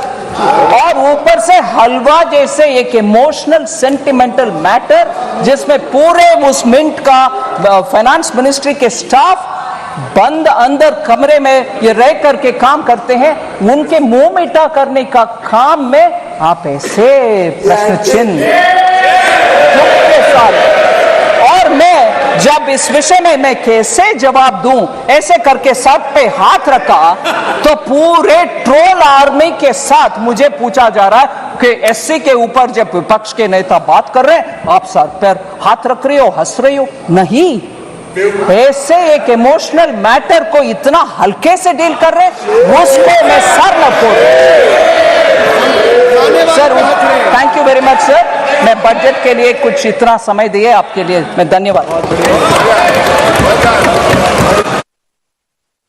माननीय सदस्य, अब मैं वर्ष 24-25 के लिए केंद्र शासित प्रदेश जम्मू और कश्मीर से संबंधित अनुदानों की मांगों को सभा में मतदान के लिए रखता हूं।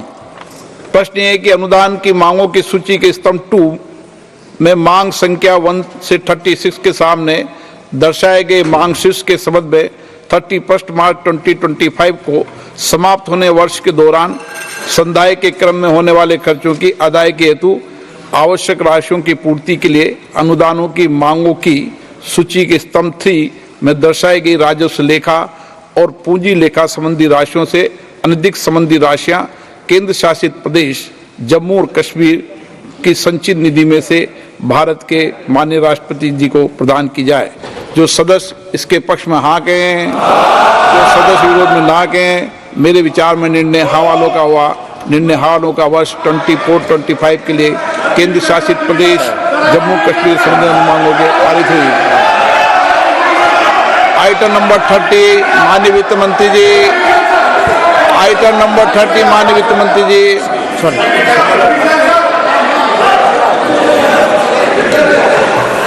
Sir, I rise to move for leave to introduce a bill to authorize payment and appropriation of certain sums from and out of the consolidated fund of the Union Territory of Jammu and Kashmir for the services of the financial year 24-25. प्रश्न ये है कि विधेयक को पुनर्स्थापित करने की अनुमति प्रदान की जाए। जो सदस्य इसके पक्ष में हाँ कहें, जो सदस्य विरोध में ना कहें, मेरे विचार में निर्णय हाँ वालों के पक्ष में हाँ वालों के अनुमति प्रदान की माननीय मंत्री जी विधेयक को पुनर्स्थापित करें। Item number 31। Sir, I introduce the bill, sir.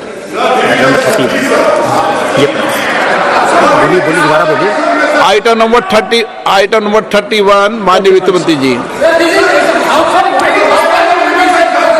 Sir, I rise to move that the bill to authorize payment and appropriation of certain. है सर, आइटम नंबर 31 है। Item number 31।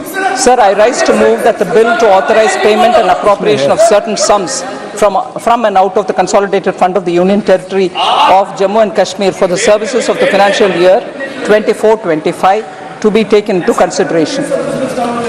प्रश्न ये कि विधेयक पर विचार किया जाए। जो सदस्य इसके पक्ष में हाँ कहें, जो सदस्य विरोध में ना कहें, मेरे विचार में निर्णय हाँ वालों के पक्ष में हाँ वालों के पर विधेयक पर विचार करने का प्रस्ताव स्वीकृत गया। अब सभा पर विधेयक खंडवार विचार करेगी। प्रश्न है खंड 2 और 3 विधेयक का अंग बने। जो सदस्य इसके पक्ष में हाँ कहें, जो सदस्य विरोध में ना कहें, मेरे विचार में निर्णय हाँ वालों के पक्ष में हाँ वालों के पक्ष में खंड 2 और 3 विधेयक का अंग बना। प्रश्न ये है कि अनुसूची विधेयक का अंग बने।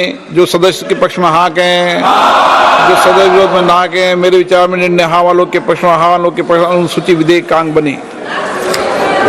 प्रश्न है कि खंड 1 अधिनियम सूत्र विधेयक का पूरा नाम विधेयक का अंग बने। जो सदस्य इसके पक्ष में हाँ कहें, जो सदस्य विरोध में ना कहें, मेरे विचार में निर्णय हाँ वालों के पक्ष में हाँ वालों के पक्ष में खंड 1 अधिनियम सूत्र विधेयक का पूरा नाम विधेयक का अंग बने। मंत्री जी प्रस्ताव करें कि विधेयक को पारित किया जाए। Sir, I rise to move that the bill be passed. प्रश्न है कि विधेयक को पारित किया जाए। जो सदस्य इसके पक्ष में हाँ कहें, जो सदस्य विरोध में ना कहें, मेरे विचार में निर्णय हाँ वालों के पक्ष में हाँ वालों के पर प्रस्ताव स्वीकृत हुआ, विधेयक पारित हुआ। आइटम नंबर 32 से किरण रिजिजू जी। With your permission, I move the following. That the Rule 331G of the Rules of Procedure and Conduct of Business in Lok Sabha, in its application to the discussion and voting on demands for grants for 2024-25 be suspended. प्रश्न है कि माननीय मंत्री द्वारा प्रस्तुत प्रस्ताव को स्वीकृत किया जाए। जो सदस्य इसके पक्ष में हाँ कहें, जो सदस्य विरोध में ना कहें, मेरे विचार में निर्णय हाँ वालों के पक्ष में हाँ वालों के पक्ष में प्रस्ताव स्वीकृत हुआ।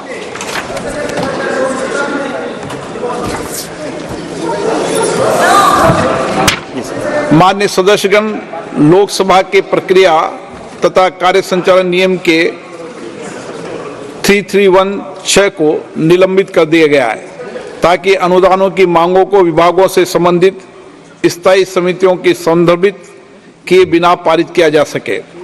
तथापि अनुदानों की मांगे स्थायी समितियों के गठन के पश्चात उन्हें संदर्भित मानी जाएगी, जिससे समितियां उनकी जांच शुरू कर सके और उन पर अपने प्रतिवेदन प्रस्तुत कर सके ताकि समितियों द्वारा की गई सिफारिशों को अगले वर्षों के लिए अनुदानों की मांगों की तैयारी के उपयोग में किया जाएगा। माननीय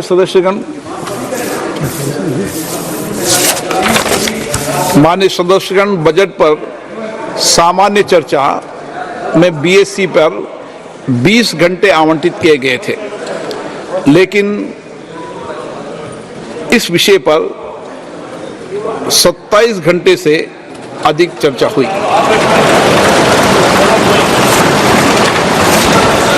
और इस चर्चा में लगभग 125 माननीय सदस्यों ने भाग लिया। 56 माननीय सदस्यों ने लिखित में भाषण दिया और 40% से ज्यादा नए माननीय सदस्यों ने अपने विचार रखे। मैं इसके लिए सभी माननीय सदस्यों को धन्यवाद देता हूं और आशा करता हूं कि हमारे इस लोकतंत्र की, संसद की मर्यादा प्रतिष्ठा को बनाए रखने के लिए हम चर्चाओं को, संवाद को और बेहतर बनाएंगे ताकि हम हमारे लोकतंत्र को सशक्त, मजबूत कर सकें।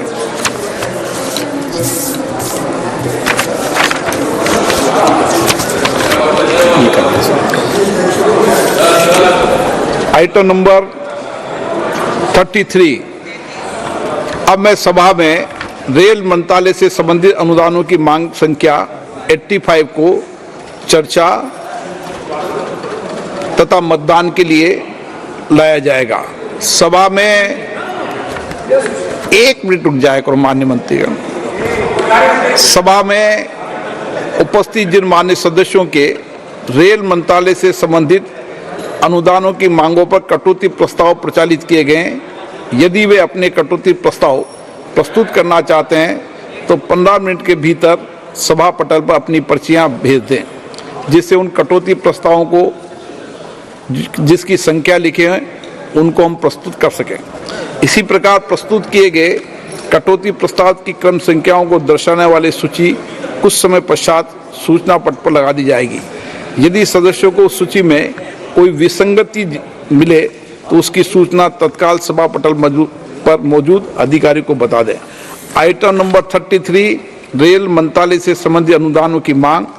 आज ये रेल मंत्रालय से संबंधित अनुमान की मांग आज भी चलेगी और कल भी चलेगी।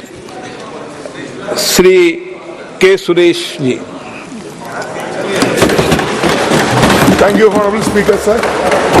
Give me golden opportunity to participate railway demands grants on this August House, sir. The railways, as we know, is known as the thread that ties the nation together. If unity of the nation as a kinetic example, it is the railway that connects Kashmir to Kanyakumari and the rich to poor like a garland adorning India. The Congress government, when it took charge of the nation in 1947, was handed over a discriminatory railway network that served economic, political and military interests of British imperialism in India. The railway lines were laid primarily with a view of linking India's raw materials producing areas in the interior with the ports of export and never in the interest of the Indian industry or Indian at all. It was the Congress government that decided to make Indian railways accessible to all and turn it to a service for the poor and common man.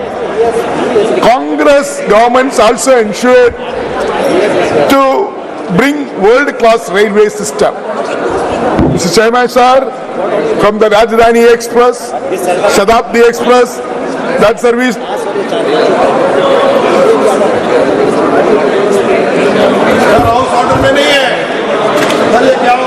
Honorable Chairman, sir, I request all the members to please be seated. I would like to invite I request all the members to honorable be kindly attention of seated. this government. Please take your seats. The previous governments, Congress government, Please take your seats. I will tell them also. I'll take your introduced seats. many of the, I request members to kindly take their seats. like Dadani Express, Kindly take your seats, Shatabdi please. Express, that service higher impact sectors to highly ambitious projects to link remote area connectivity through projects like Konkan Railway, Shri connecting Suresh, just one second. I request the members to kindly take your seats. Yes, certainly yes. Sir मंत्री खड़े हैं sir I request members to kindly take your seats because the member would like to sit.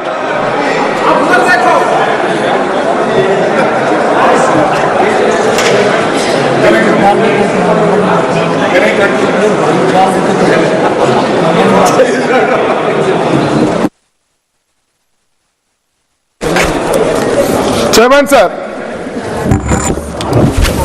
I would like to invite Honorable House.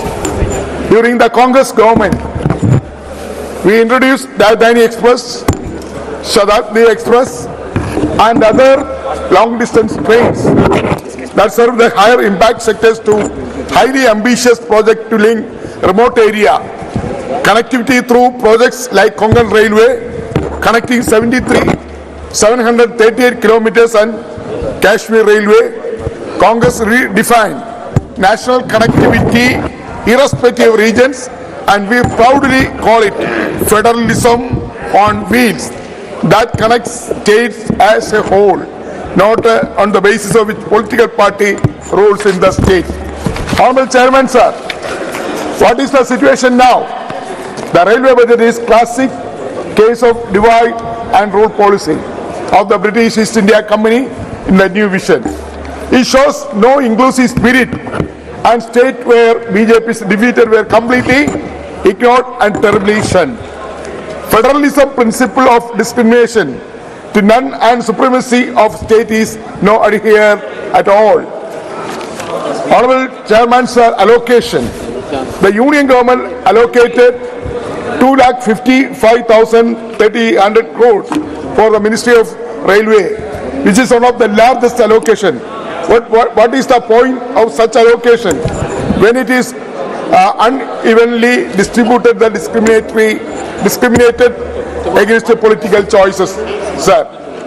If last year's budget had an allocation of 35,400 crores for track doubling in the country, this year it is reduced just 29,312 crores only. I will remind the government that the major railway tracks are used more than their capacity, up to frightening ratio of 130 to 140% of allotted capacity.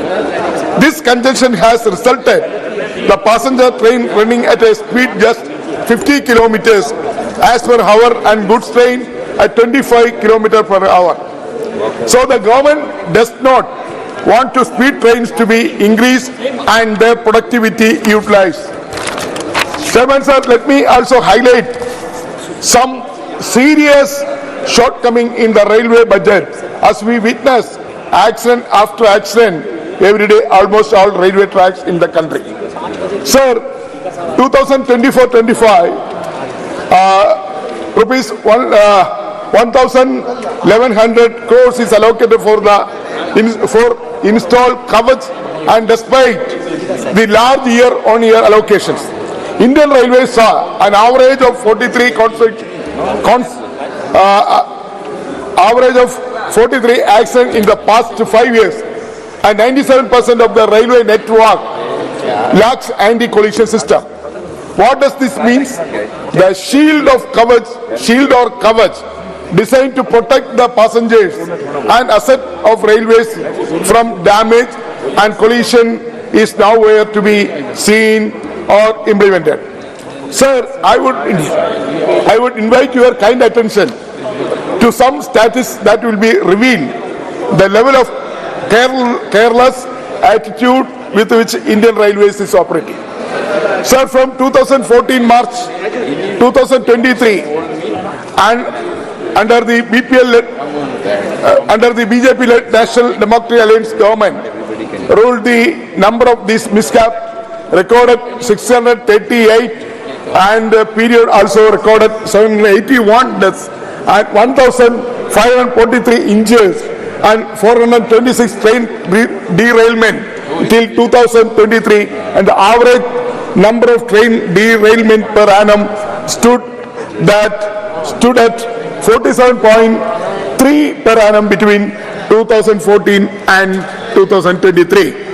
Sir, the compensation of the victims, their demand for adequate compensation for the victims, from those who succumbed to injuries and those who are disabled and maimed, remains ignored by the government, and I urge upon the union government and Ministry of Railway to increase the compensation and give maximum, the injured persons get a maximum compensation, and also their family should be protected. Sir, the railway budget in this financial year, the zero consideration is given to federal model allocation, and all allocations are made to ensure alliance partners are kept happy, sir. Sir, I am not going to all the details. I am coming to my state, Kerala, because railway is a very large ministry. There are so many areas there. If I am going to all the area, my time will be, I need more time, but my other speakers also wants to participate. That's why I am not going to all the details, but I will come to Kerala. So, the state of Kerala is treated in this railway demands and grants also totally neglected. Please remember, we are a state where nearly 100% passengers pay for their tickets and behave as role models of the entire nation. We are given the most rotten, most dilapidated and most oldest coach and locomotives. Our stations are not developed despite large claims of the union government. Our tracks are not double as they should be. Our need for new trains is completely ignored. What is our fault that we, the Keralites and Malayalis, reject Malayalis always supporting Congress party and UPA? That if, yes, you must take the democratic spirit than behaving with the hatred, which is your hallmark. Sir, let us talk about the allocation of the demands grants, some of the states. Sir, Uttar Pradesh is given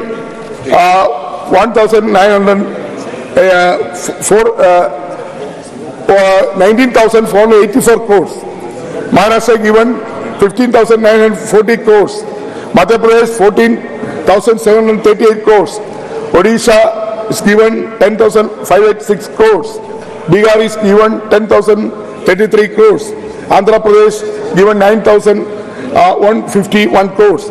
And Kerala is given insignificant sum 3,011 crores only. 3,011 crores.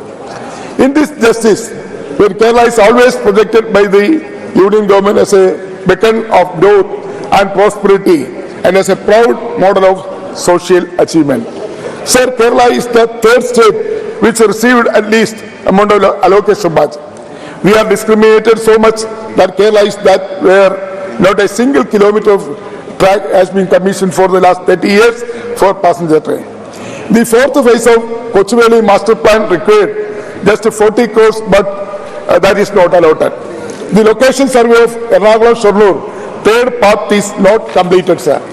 Sir, the Angamali-Eriveli-Shabari rail project is also not completed, just started 5 kilometers. After that, there is a controversy still going on whether the railway has been spent all the money or state government also part of that. That is not taken a decision. Still, the Angamali-Shabari railway line is in the not taken up.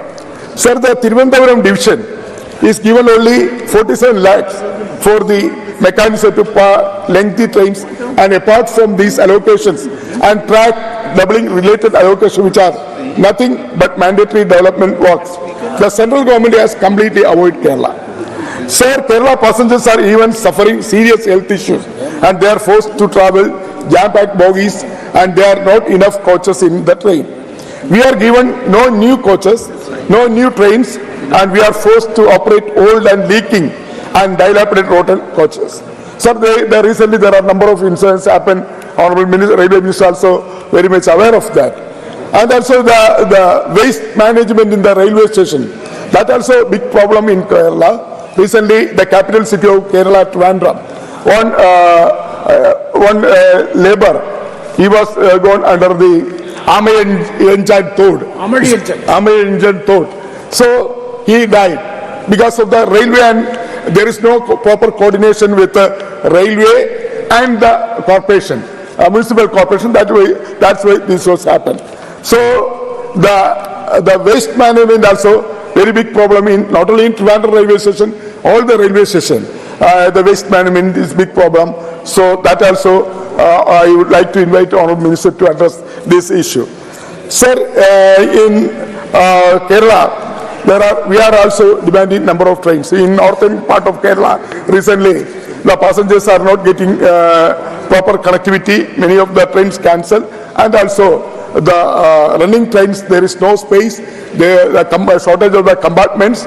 Everywhere in Kerala, daily we are facing so many problems. Honorable members from Kerala, time to time, brought into notice to Honorable Minister as well as the railway officials. Sir, then Rajdhani Express. Now we are having only one Rajdhani Express that is going via Kongan.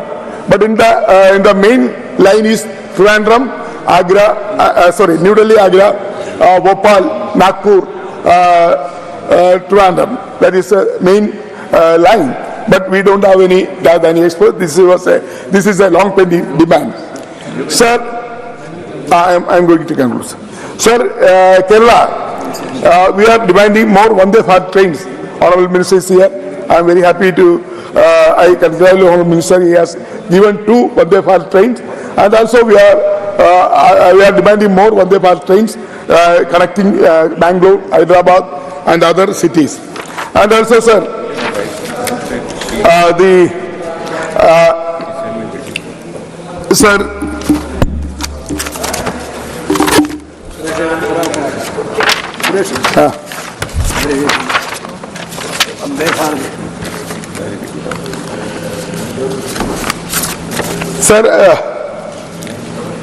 Sir, some of the important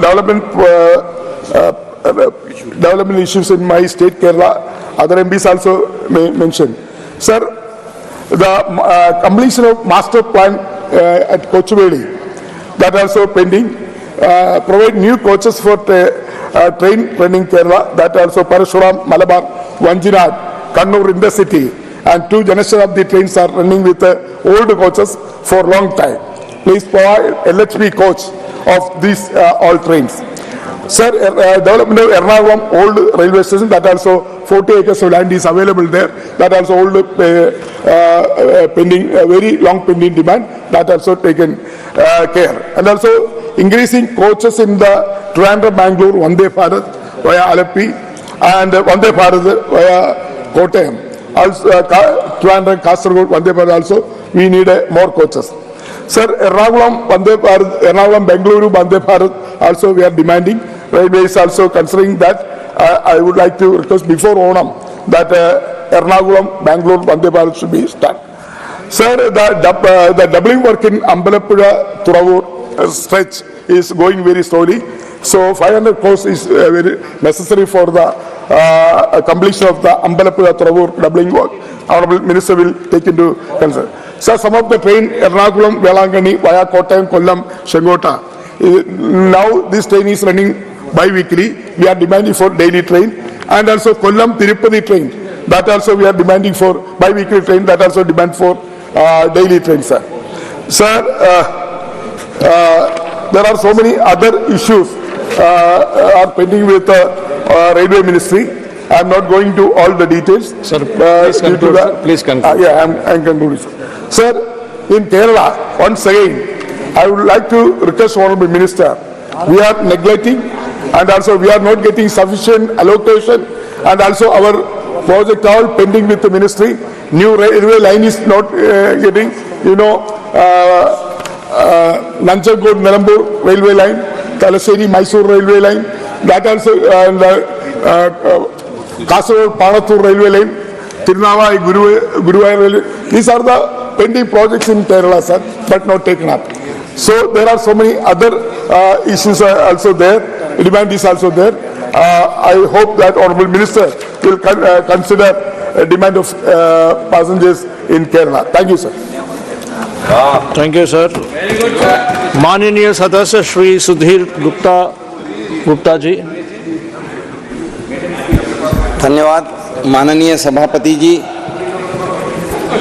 जिस गति से माननीय नरेंद्र मोदी जी के नेतृत्व में देश प्रगति कर रहा है, उसी गति से सम्मानीय अश्विन वैष्णव जी के नेतृत्व में रेल प्रगति कर रहा है। और मैं ये कहूँ कि सफ़र में धूप तो होगी, मगर कोई तो होगा जो अपनी छाँव से हमें राहत देगा। आज रेलवे अपनी छाँव से देश को राहत देने के बड़े अभियान पर लगी पड़ी है।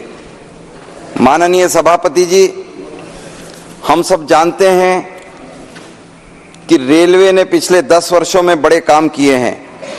संयुक्त राज्य अमेरिका, चीन